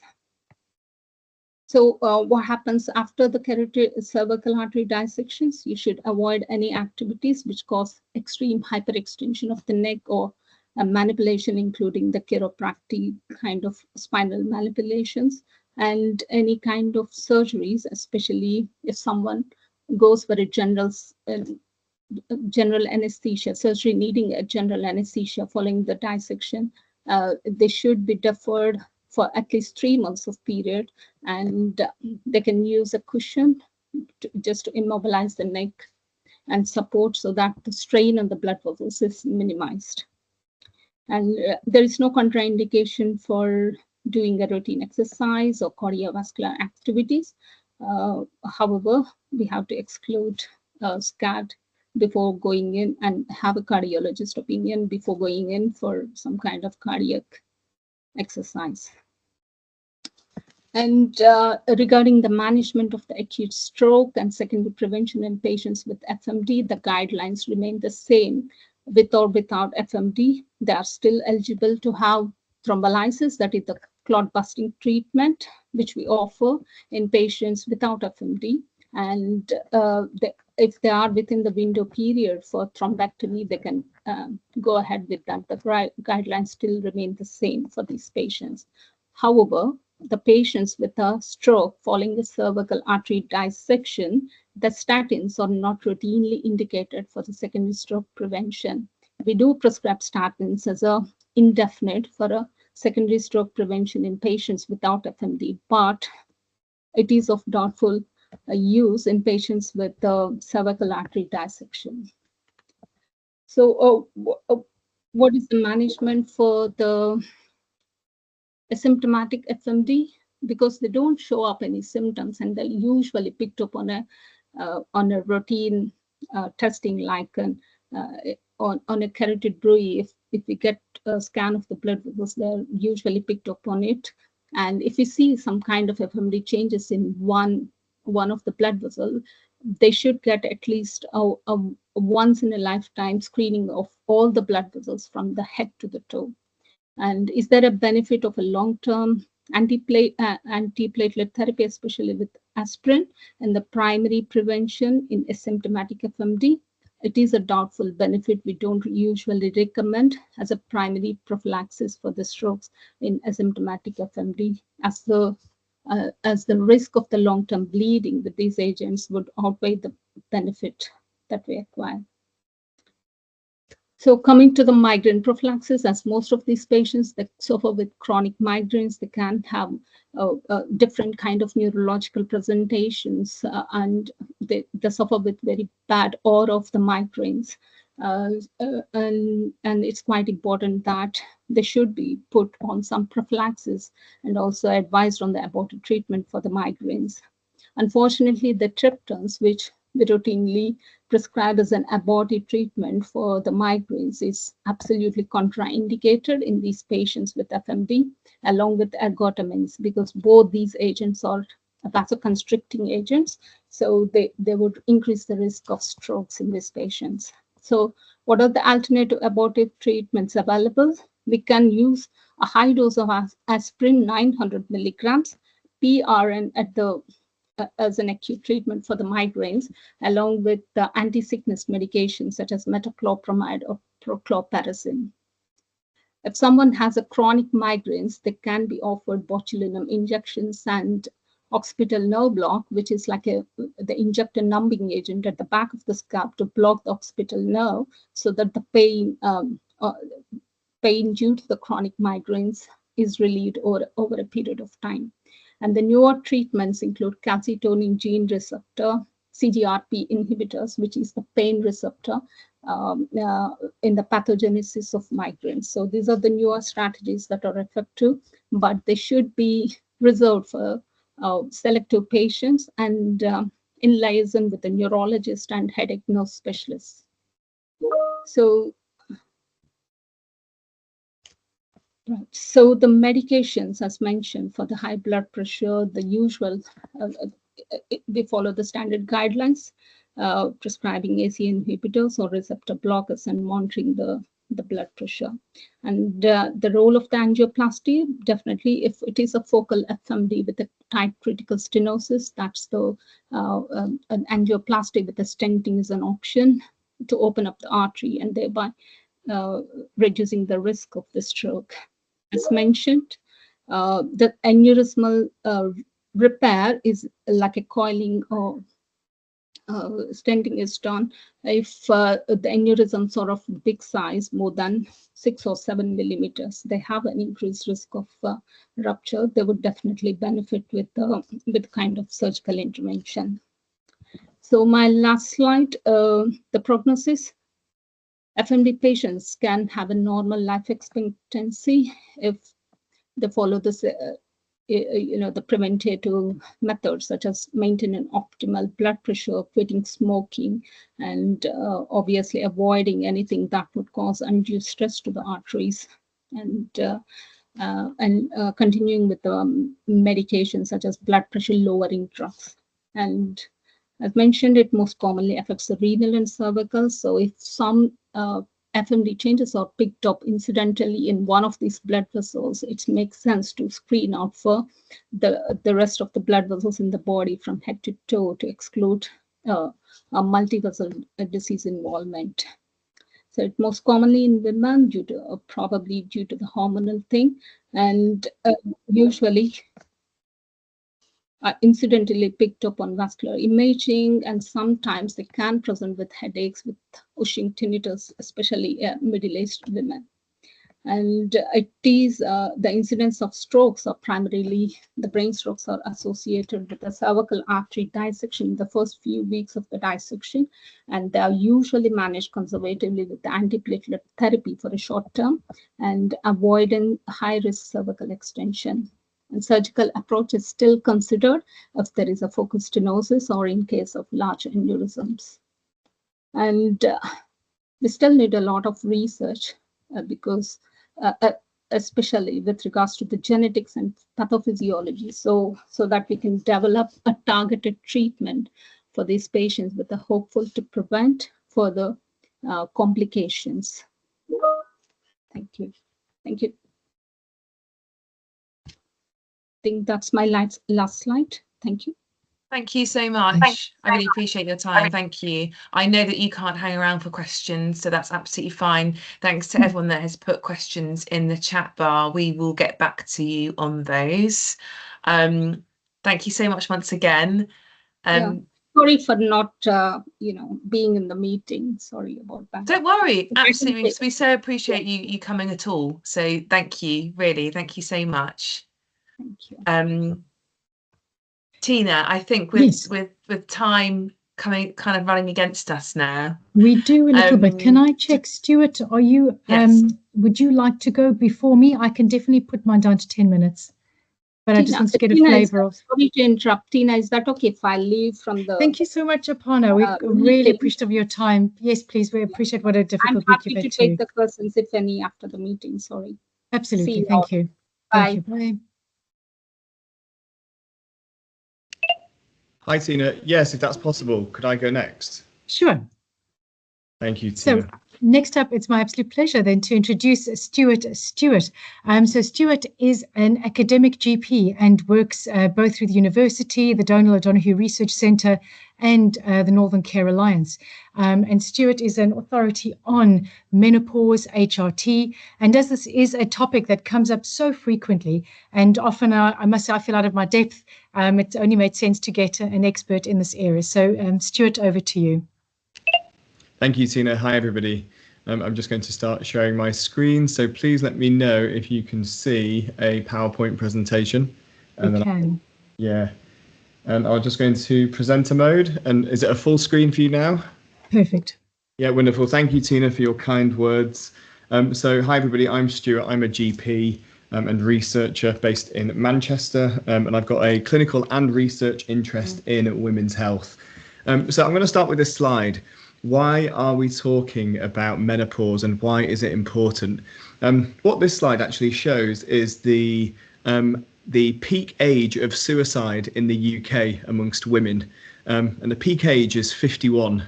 And I think most women will know that the average age of menopause in the UK is also 51. This is not a coincidence, because perimenopause and menopause are not just something for women to get through. It's associated with vast physiological changes which have repercussions for women both in their physical health and also their mental health. Secondly, let's look at the ages that women and men get divorced at. The peak age is between 45 to 49. And again, this is not a coincidence. In actual fact, I was at a talk by a lawyer who said, a divorce lawyer who said actually she started recommending menopause for people, HRT for people that are coming through to see her before they get divorced, because actually the vast majority of her clients were perimenopausal and menopausal women. And I think this is I think we're seeing a lot more of this now, and there's a much greater recognition that menopause is not something just to get through and then be happy once you're on the other side of it, because most of my patients aren't once their periods stop. So what actually is menopause? Well, let me take you to premenopause. That is the time before what we call perimenopause. And that is really the fertile period for a woman, when you will have periods, whether they're regular or irregular. That is classically defined as a period of time where a woman is fertile. Then we come to perimenopause, and this is where really perimenopause and menopause are very, very similar. The differentiating factor is just that in perimenopause, the periods haven't stopped yet. But really perimenopause, lots of symptoms similar to menopause. And really menopause then is once periods have stopped for 12 months. Now, perimenopause can start 7 years before menopause. So that's really why we want to start detecting this earlier, because we've had lots of discussion today about the role of estrogen and the effects of estrogen in relation to FMD and SCAD. I don't want people to be scared of estrogen, because estrogen is also responsible for lots of protective effects for lots of other conditions. And at the moment, with regards to FMD, we do not have evidence to say that estrogen's role in FMD is absolutely the cause of it, or a negative part of this. There is an association, clearly, with 90% of FMD sufferers being women, but that is an observation. We have not got the evidence to say exactly what the cause is, and it's most likely going to be complex. So, what are the symptoms of menopause? Really, there's about 100 different symptoms, and I speak to a lot of women who really don't know what symptoms are menopause or perimenopause related. Classically, we talk about night sweats, hot flushes, as typical symptoms of menopause and perimenopause, but actually they're only present in about 30% of women. And actually what we see is that women where their estrogen levels are dropping the most, so have a bigger drop of estrogen, that is associated with greater symptoms of night sweats and hot flushes. And often women who have those symptoms benefit the most from hormone replacement therapy. However, there's loads of different symptoms, and actually what I often see with women over the age of 40, early signs and symptoms are muscle aches, joint pains, thinning hair, thinning nails, weight gain around the midriff, weight gain elsewhere, changes in mood, anxiety, palpitations, and all of these things, if you just focus on one of them individually, you often miss the bigger picture, which is this perimenopause. So one of my first questions is, how are your periods? What's happening to those? But why is this important? Well, it's not just about the symptoms that you have during perimenopause and menopause. It's actually, let's consider it against the timeline of from when you're born to when you die. Actually, 40 to 50% of your life, and sometimes 60% for some women, is actually in the post-menopausal period. So let's get rid of this idea that you just want to get through to the other side of perimenopause and menopause, because actually we need to be seeing perimenopause and menopause as an opportunity to optimize for future health problems, because really this is where we see the beginning of lots of different health problems which would have an impact on FMD as well. So it's not just about your symptoms, and it's not just about pushing through to get to the other side. We need to take this seriously, because after menopause, your risk of all of these different problems increases. So diabetes, obesity or overweight, arthritis, depression, anxiety, osteoporosis, which is thinning of the bones, dementia, stroke, heart, kidney disease, all of these things you have to look forward to after the menopause, unfortunately. And what a lot of people don't realise as well is that as your estrogen levels drop, your susceptibility to viral infections increases, and actually your risk of death from COVID-19 increased if you were perimenopausal or menopausal, because of the loss of the beneficial effects of estrogen. They're not only good for vessel health, but estrogen is not only positive for vessel health, but it's also highly positive for the immune system. So how do we diagnose perimenopause and menopause? Well, this is one of the questionnaires I routinely use in clinic, and it covers 23 questions with regards to different symptoms, and a woman will score her symptoms at that moment in time, not how she was feeling before the appointment or the week before, but right when she's with me in that clinic. And she will score her symptoms from 0 to 3, and then I will sum those up and put a score at the bottom, and that gives me a snapshot of those symptoms right there and then. Now, if we look at those individual symptoms, you might start to see patterns, and actually what we see are different domains of those symptoms. So a collection of symptoms are relating to physical symptoms of menopause, a collection are relating to psychological symptoms of menopause, and then some more with regards to genitourinary symptoms, or another way of saying that is vaginal dryness and waterwork symptoms, and then also libido, which is its own symptom group on its own. But you don't need a doctor to diagnose perimenopause or menopause. The point of all of this is sharing information and really kind of the democratization of knowledge, so more people can actually make this diagnosis themselves. And I would really urge you to download the Balance Menopause app. Irrespective of the advice it may give with regards to HRT, which we'll come on to in a second, it's just an excellent resource for women with multiple different conditions. It's created by a British GP called Dr. Louise Newson. The information in there is validated. It's UK guideline based, and it's one of the most downloaded apps in the Apple App Store, just because of how good the information is. There's a free version, there's a paid version, but at the beginning you can answer some questions about your periods, your gynecological health, and fill in that questionnaire that I've just shown you on the last slide, and it will tell you your menopause symptom score. So what treatment options have we got for perimenopause and menopause? So I cover my management when I'm speaking to a woman in clinic really covers these three areas. And I really want to drill down on the lifestyle changes and the lifestyle things that we can do to improve symptoms of perimenopause and menopause, because actually it doesn't only improve symptoms, but it influences your risk of all these other problems in the future, which, believe me, once somebody goes through perimenopause or menopause, those conditions really start to accumulate very, very quickly. So we want to enact those lifestyle changes to optimize for this. And lots of these will also be beneficial for women with FMD and FMD itself. So weight loss, because of the impact on blood pressure and breast cancer risk.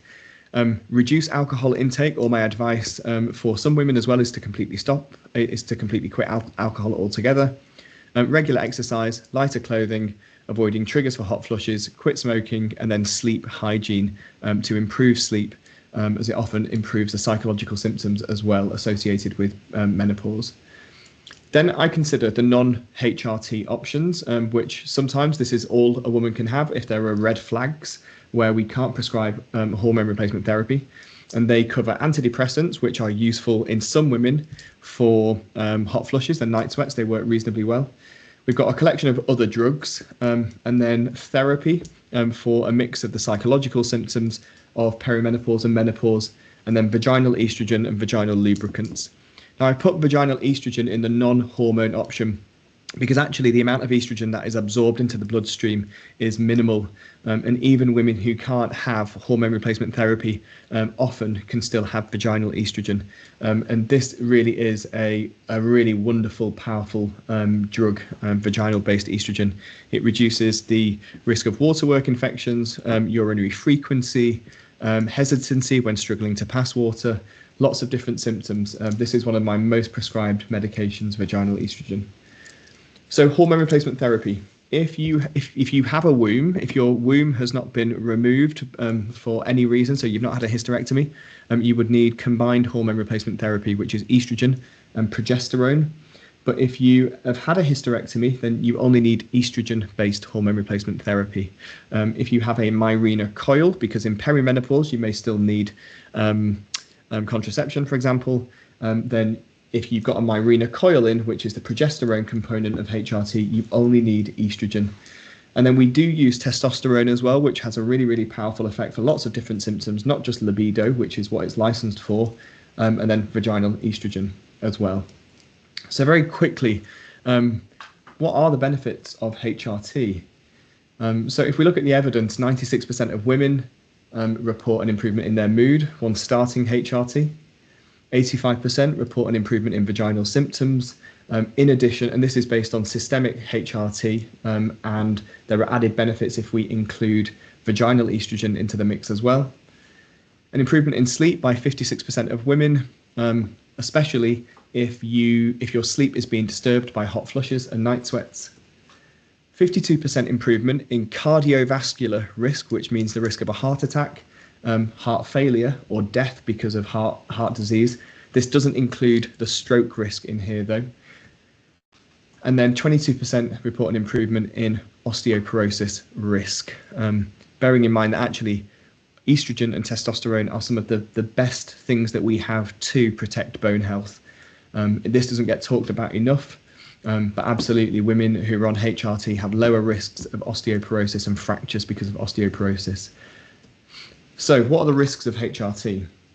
The best way to discuss this are So first of all, what I need to say is that there is virtually no evidence relating to HRT in FMD, but there are essentially guidelines with regards to, and some evidence looking at women who've been on HRT that have FMD and the outcomes that they've had, and also really a lot of expert opinion to guide decision making with regards to HRT. But also, HRT is a spectrum of a problem, and patients with milder forms of FMD who haven't had, say, for example, a stroke or haven't had to have things like angioplasty, for example, and have had FMD diagnosed as an incidental finding. Lots of the evidence that we have with regards to HRT and menopause for the general population is still incredibly important. So first of all, one of the biggest concerns with regards to old style HRT was the increased risk of blood clots and stroke. And the latest evidence that we have, which is actually very, very good evidence, shows the older HRT, which included estrogen as a tablet, that was what was causing the increased risk of the blood clots and the stroke. And that's because estrogen in tablet form gets broken down by the liver into a slightly inflammatory version of estrogen. Whereas the newer versions of estrogen that we have via the skin, also known as transdermal estrogen, do not have that inflammatory type of estrogen. In actual fact, the type of estrogen that it is via the skin is slightly anti-inflammatory. So because of this, in a general population of women, we can say confidently that there is no increased risk of blood clots or stroke with transdermal estrogen. If a woman is to start HRT, in perimenopause, the newer evidence shows there's virtually no increased risk of breast cancer with taking HRT within the first 10 years of perimenopause. Slightly increased risk if you start HRT in your 50s or late 50s. But interestingly, if you've had a hysterectomy and you're only on estrogen HRT is actually associated with a lower risk of breast cancer. And a lot of women don't realize this, a lot of doctors don't realize this, and that actually highlights that this role of estrogen promoting either cancer or actually guarding against cancer is actually quite complex. Again, with HRT, no increased risk with estrogen only for ovarian cancer, but a very slightly increased risk with combined HRT. And really the take-home message there is that the longer you're on that's where your risk starts to increase. And after you stop HRT, your risk goes back down to what it would be normally. This is a infographic that I use with women in clinic, really to highlight to kind of put the breast cancer risk into their own context. So, for example, if 1,000 women in the room that were between ages 50 to 59, there would be 23 cases of breast cancer diagnosed in the UK. For women who've been on HRT for 5 years, there would be 4 extra cases of breast cancer, and that's combined HRT. But if they're only on estrogen only HRT because they've had a hysterectomy, there's actually 4 less cases showing the protective effect of estrogen if you've had a hysterectomy. But let's put that into context with regards to alcohol. Women who drink 2 or more units of alcohol per day, which is about a small glass of wine, there are 5 extra cases of breast cancer. So actually, in comparison, alcohol is a greater risk of breast cancer than combined hormone replacement therapy. And then let's look at if you are overweight or obese, there are 24 extra cases of breast cancer. And that's actually because the type of, with obesity and overweight, the fat cells release an inflammatory type of estrogen, and that inflammatory type of estrogen, just like the old style estrogen that we used to give in tablet form, that is what we think is associated with an increased risk of breast cancer.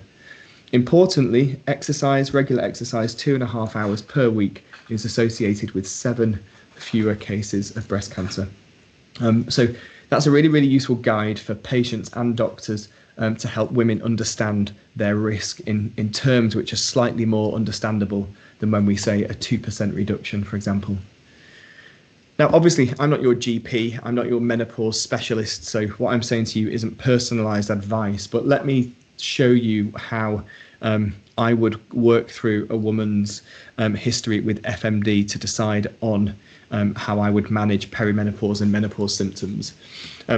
What I'm not covering here is the FMD management, because obviously I would be looking to my colleagues like Tina and Anya, for example, to guide those specific parts. But I would be using that information to shape my management plan. So first, I'd want to know more about your medical history, any conditions that you've been diagnosed with beforehand that increase your cardiovascular risk of disease in the future. So risk of heart attack, risk of stroke, conditions like diabetes, high blood pressure, being overweight, obesity, smoking, all of those conditions to help me understand your overall cardiovascular risk. Then I want to know about your FMD history, how it was diagnosed, complications that you've had, and the location, as we've discussed before. This is really important. And then I want to correlate all of that with your menopause symptoms and understand the physical symptom burden, the psychological symptom burden, whether you're having vasomotor symptoms, which are also known as hot flushes and night sweats, and whether you have genitourinary symptoms, because actually we have multiple ways to help you with all of these different symptoms through menopause. So what would I do with that information? Well, first, I would go back to lifestyle interventions, and I can't stress this enough. Often the things that we do to ourselves as well are huge risk factors for adverse health problems. So I've really got to stress stop smoking. We have excellent NHS quit smoking services, which your GP can refer to. For women with FMD and complications and significant menopause symptoms, I would honestly recommend just cutting out alcohol altogether, because of actually the effects that alcohol has with regards to night sweats and hot flushes. It really, really exacerbates them. Weight loss into a healthy BMI, just because of the impact on blood pressure and overall cardiovascular risk. Regular exercise, and also avoid salt, the addition of salt, because of the impact on blood pressure also. Then with regards to menopause symptoms, I would then tailor the treatment and the plan to your symptoms, but also your risk profile. One of the first things that I often do, because it's often taboo and a lot of women initially say no unless I probe a few further times, is actually addressing any vaginal and pelvic symptoms.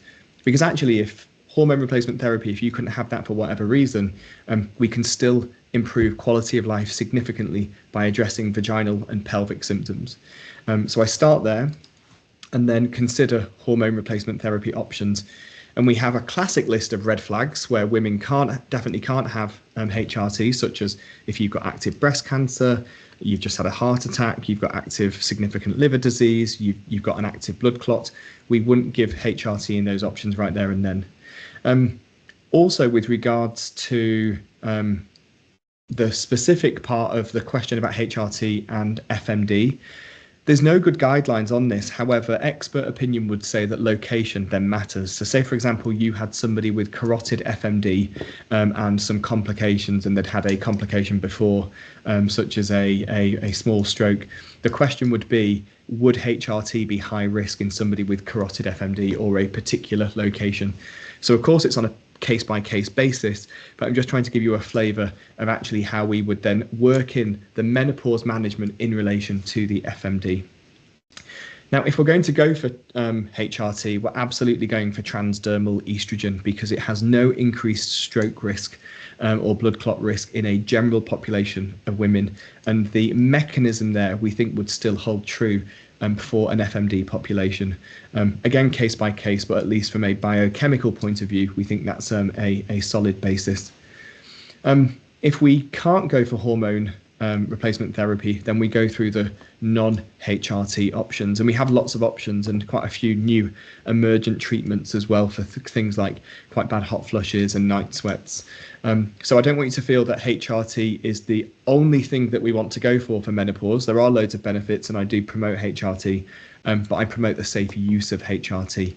So please don't despair if HRT isn't an option. And then finally, we integrate that into an overall women's health approach. So if contraception is needed, let's think about contraception. Breast cancer screening, cervical cancer screening, bowel cancer screening are all part of women's health.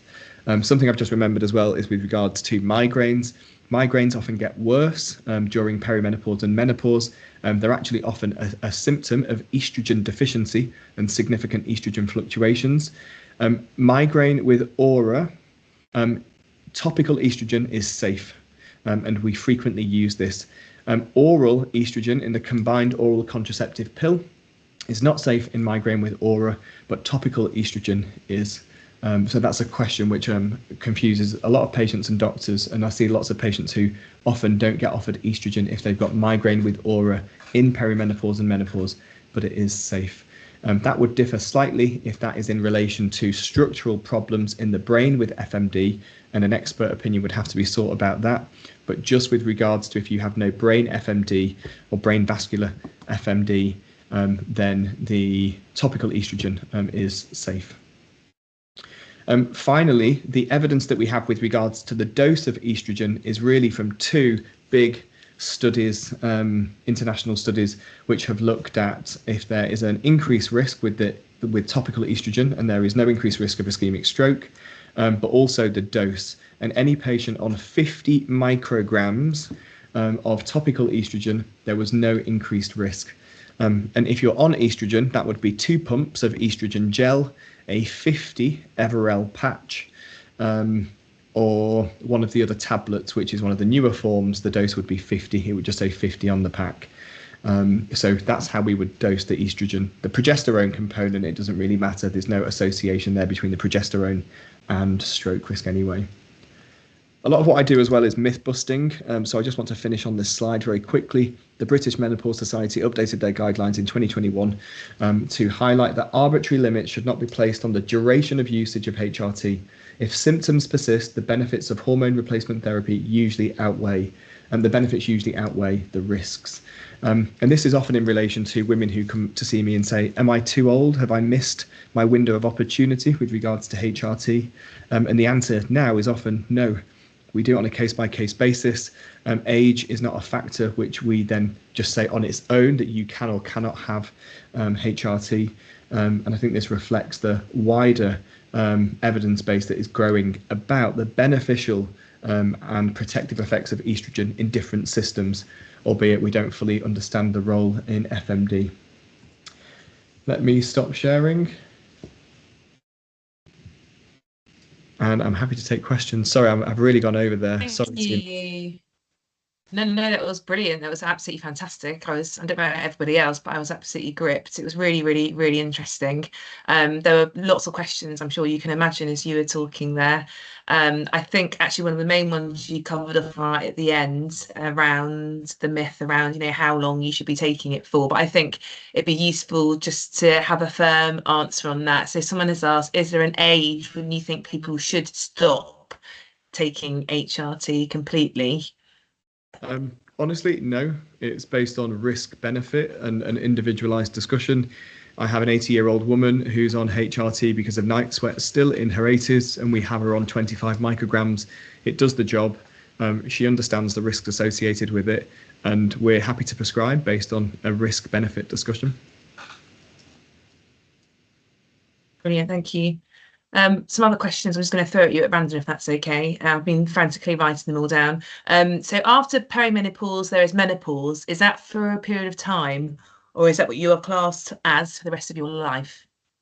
Yeah, so I try not to class my women patients as any of those. However, we give the diagnosis of menopause after periods have stopped for 12 months.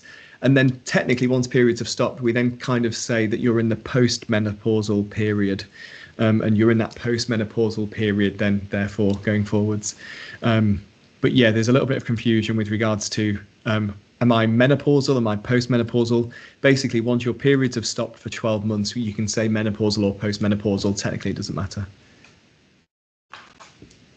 Okay, great, thank you. Someone else asked, they're on the Mirena coil. How do they know if they've started menopause? Yeah, good question. So if you've got the coil in, we don't use periods as the indicator, because actually periods are really, really sensitive to change.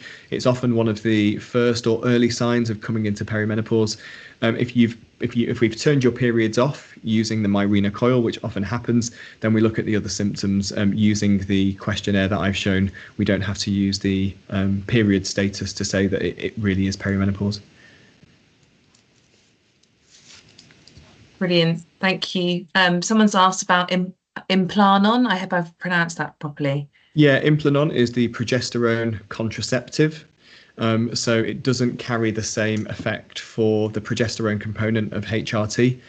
So if you were perimenopausal and you had the Implanon, we can still use that for your contraceptive component because you can still get pregnant in perimenopause. However, you would still need what we call protection of the womb. So either a Mirena coil going in or the progesterone tablet.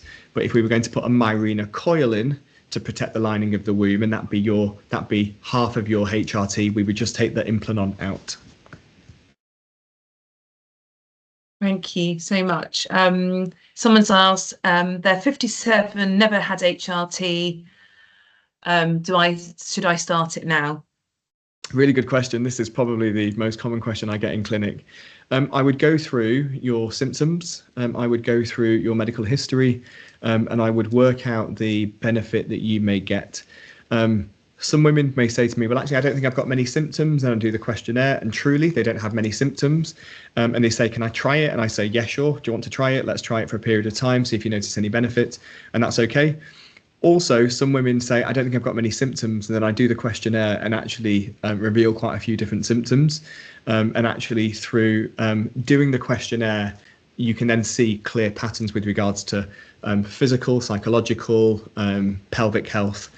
So I would say keep an open mind.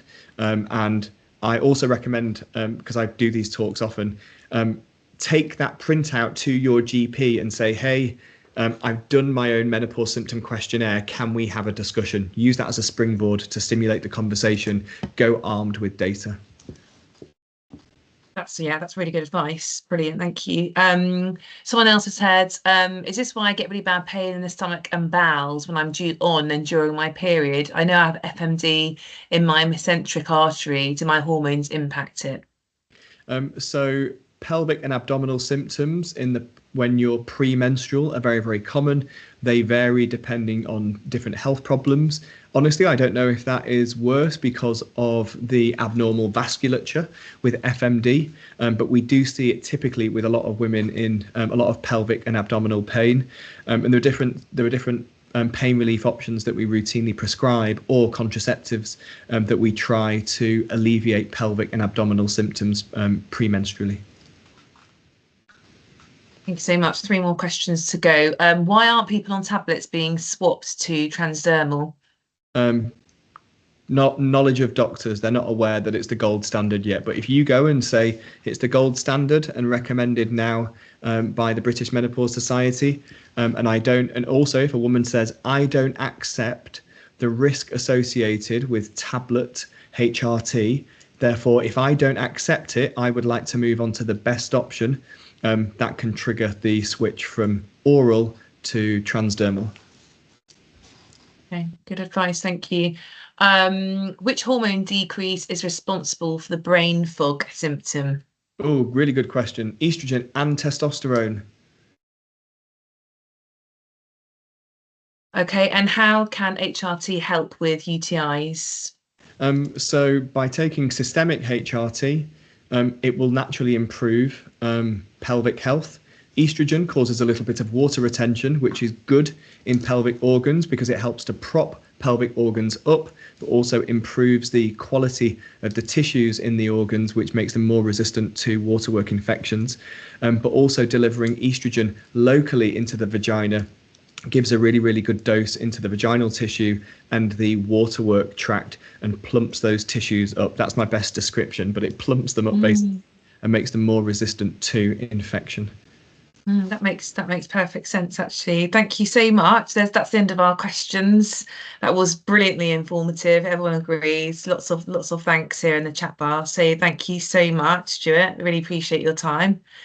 And please do escape if you need to, because I know we're massively running over time. I was just going to say, I'm mindful it's a hot topic, and if you want to do a separate menopause-related one just on its own, where there can be more questions, I'm more than happy to. Thank you so much, Tina, for inviting me. I'm sure we'll accept that offer. Thank you so much.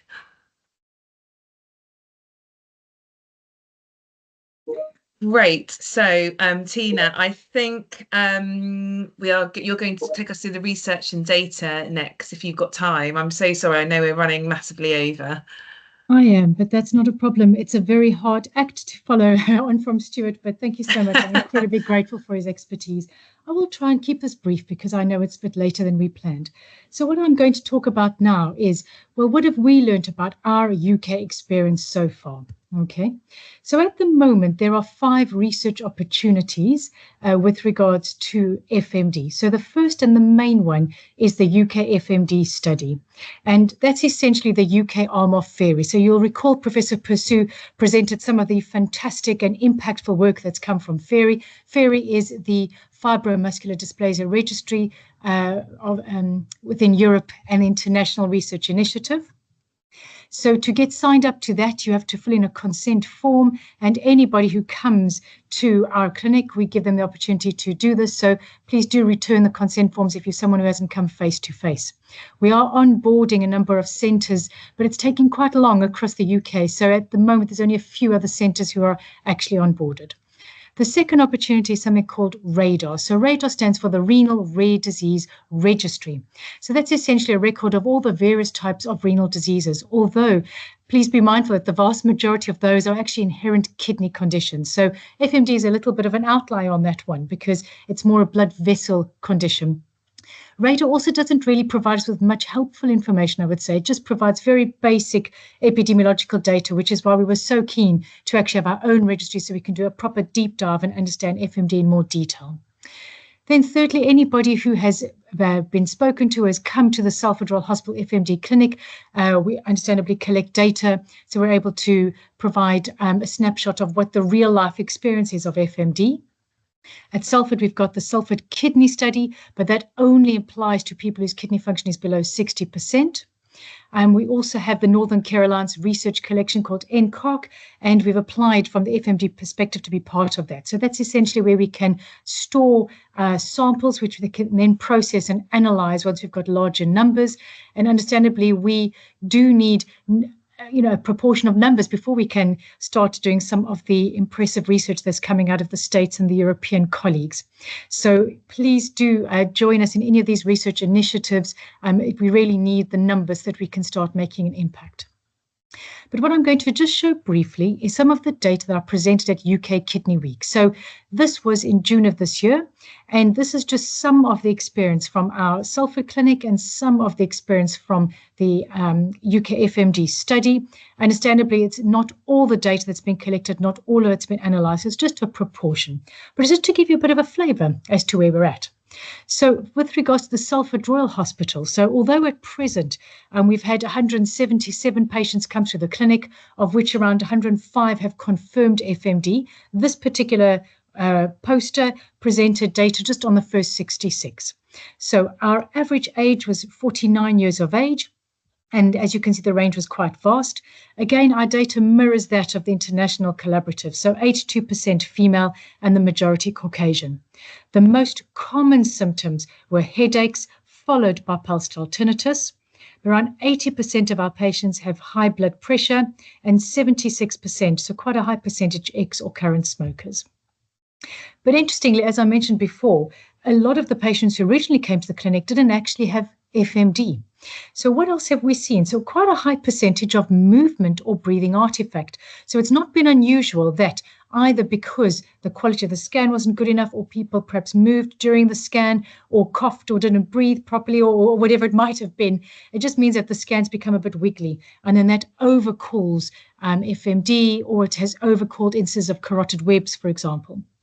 Atypical FMD is quite an interesting name for what we are calling people under the age of 60 who've got at least one dissection or 2 aneurysms, but don't have a stenosis. So to have FMD, you have to have the presence of stenosis. So that is the sort of the accepted international commitment that we need from the radiological side.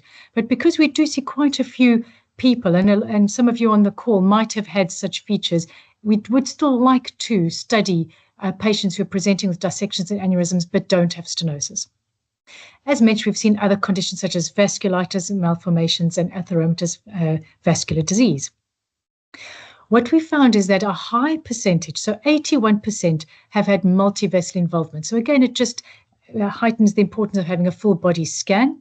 Majority of our patients have had renal FMD followed by neurological FMD. A quarter of you have had a stroke.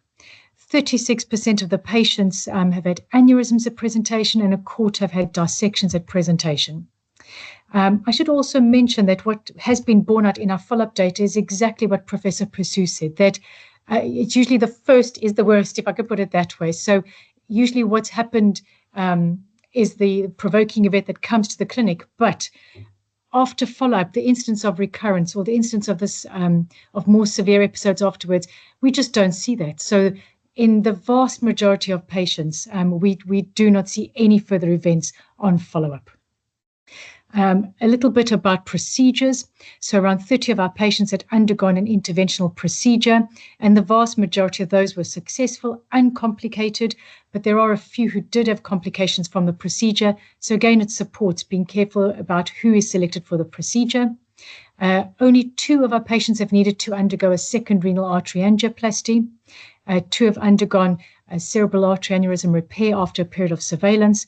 But after 4 years, so using the baseline visit in the FMD clinic as our baseline data, we've only had 1 unprovoked stroke on follow-up. And this was one of our male patients who had had a previous stroke and a subarachnoid hemorrhage. But as mentioned, there has not been progression in the rest of the data presented there.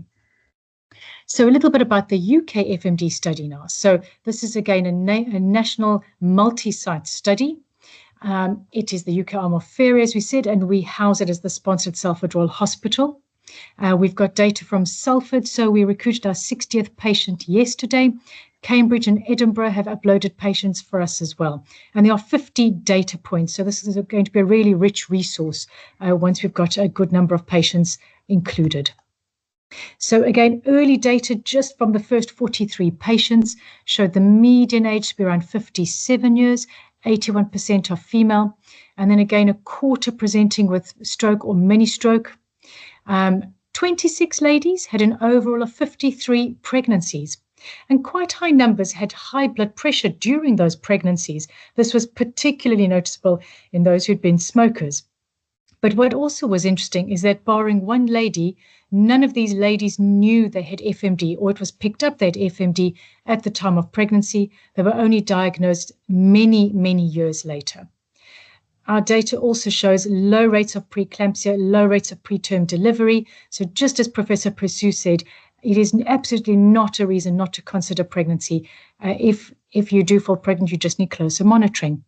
So we also support what the European International Register has shown, that we would like to raise awareness of FMD amongst obstetricians to consider looking for FMD in the hypertensive pregnant ladies who perhaps don't have traditional risk factors for high blood pressure.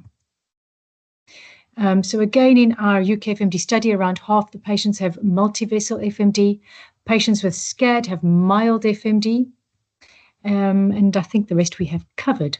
So this is unpublished, but I thought it would just give you a little bit of a flavour that our UK experience does have a lot of overlap with what we're seeing internationally, in that around 50 to 80% of you have got FMD in multiple arterial beds. The one thing that we do differ from is that our UK FMD population has got a larger body mass index, and international data shows that the majority of patients with FMD are slimmer, on the slimmer side. But our data certainly has a north-south almost a pattern to it. So certainly our Scottish population seems to have contributed to having a larger BMI to our data. So again, the larger our data set, the more we can analyse if this is perhaps a player in some of the data we're seeing with the high incidence of stroke and family history of stroke. But after 4 years, progression is rare. We had a trainee with us who was interested in geriatrics and the older population, and he was particularly keen on having a look at some of our older patients who've been picked up with FMD. And what we put together was this case series of 9 patients who were all over the age of 65 when they were diagnosed with FMD, and 4 were incidentally picked up. What we found is that in the older patients as well, headache and pulse tinnitus were the chief presenting symptoms, and they were more likely to have multifocal and neurological FMD. But interestingly, for an older population, only 3 had atherosclerosis. Again, we're not the first to show this. There are many other studies that show that patients with FMD actually have much healthier vessels, much less incidence of atherosclerosis. So our population also showed something similar. So the moral of this paper was to think of FMD in older patients and always think of an individualized approach. Everybody's different and has different circumstances. So I'm going to finish on the following lines. So I suppose your questions might be, well, how can I get involved? Because as you can see, we have come quite a way over 5 years in the UK, but we've still got a long way to go to try and make an impact on the literature on an international level. So you can stay informed. We've got some information on the FMD section of the UK Kidney Association Patient Information site. Please sign up to research if you feel comfortable with that. Knowledge is power, and the more patients we recruit, the stronger our data and our evidence is. Please encourage your local centres to enrol in the UK FMD study. So while we've got some fantastic collaborators, it is taking really long to get all these centres onboarded. We've got our wonderful UK FMD patient group, of which you are a part of. And then the last part I'd like to mention is something that I think possibly you may not all be aware of. But I am very humbled to tell you about a new charity initiative. And I'm extremely grateful to Jason North, who's one of our patients, who's given permission for his name to be mentioned, who has set up this charity initiative. So I just would like to take a minute just to explain.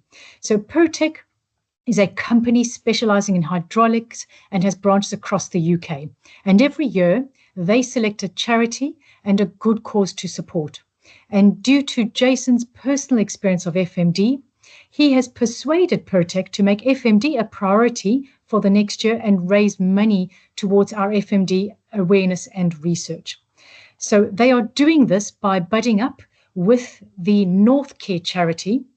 That is the Salford Royal Northern Care Alliance charity. So that means that any money that's raised through this initiative is ring-fenced for us in FMD. So here is a link. Perhaps we could also paste it into the chat and post on the Facebook page. But this is the link to follow. And honestly, thank you to Jason from the bottom of my heart and to all of you who are supporting this.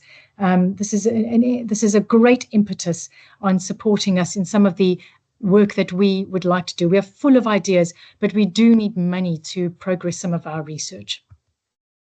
So in conclusion, thank you all for going on this journey with us. We are all learning through the clinic experience. There are research opportunities, there are more to come, but research and funding are not straightforward. It's certainly been what's slowed down a lot of our ideas coming to fruition. And just to highlight again, Protec and the North Care Charity Initiative. I would like to personally thank Karen Rockwell, who was with me from the start of this journey. I would personally like to thank Victoria, Helen and Danielle for being such fantastic advocates of the UK FMD patient group. Tonight's webinar wouldn't have happened without your support and everything you're doing to support the FMD patients in the UK. I'd like to thank all of you who are listening. Thank you for your questions. You remind us why we're here and keep it real, and so that we're in touch with your experience and trying to give the best care and work around you. I want to thank all my wonderful colleagues at Salford Royal, the Salford Research team, and all my collaborators across the UK. And that's the end of my presentation. Wow, thank you so much, Tina. Again, a very informative presentation. We're so grateful for all that you've done. I've got some I have got some questions outstanding. There's quite a few. I'm thinking we're going to probably have to come to those separately. Sure.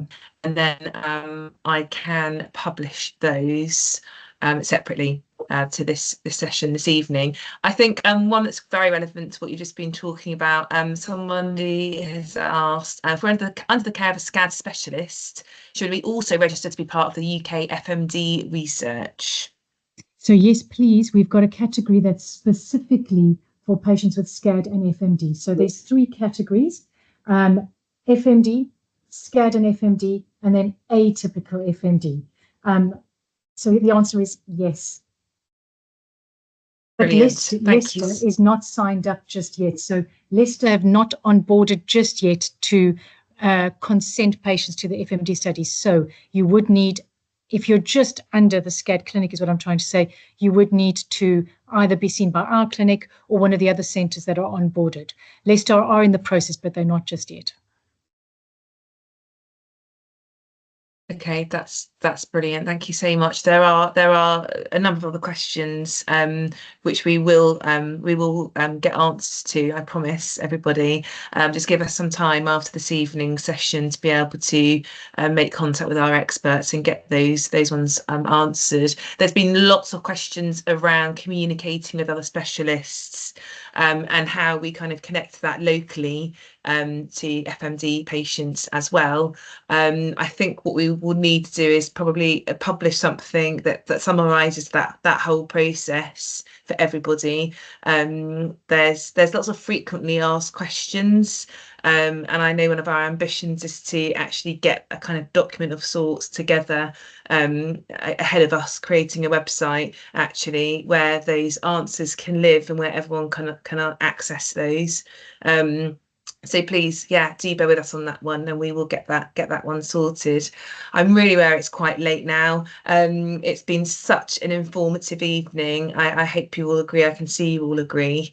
And yes, a huge thanks to our experts for all their hard work and giving up their time tonight. We really appreciate it. We will be publishing this recording next week. Again, bear with us while we get it uploaded to YouTube. And then we will share it so you can watch it back. But for now, I think unless Tina, you've got anything else to add, we can let everybody go on their merry way and have a lovely rest of your evening and a super weekend. Thank you so much, everybody.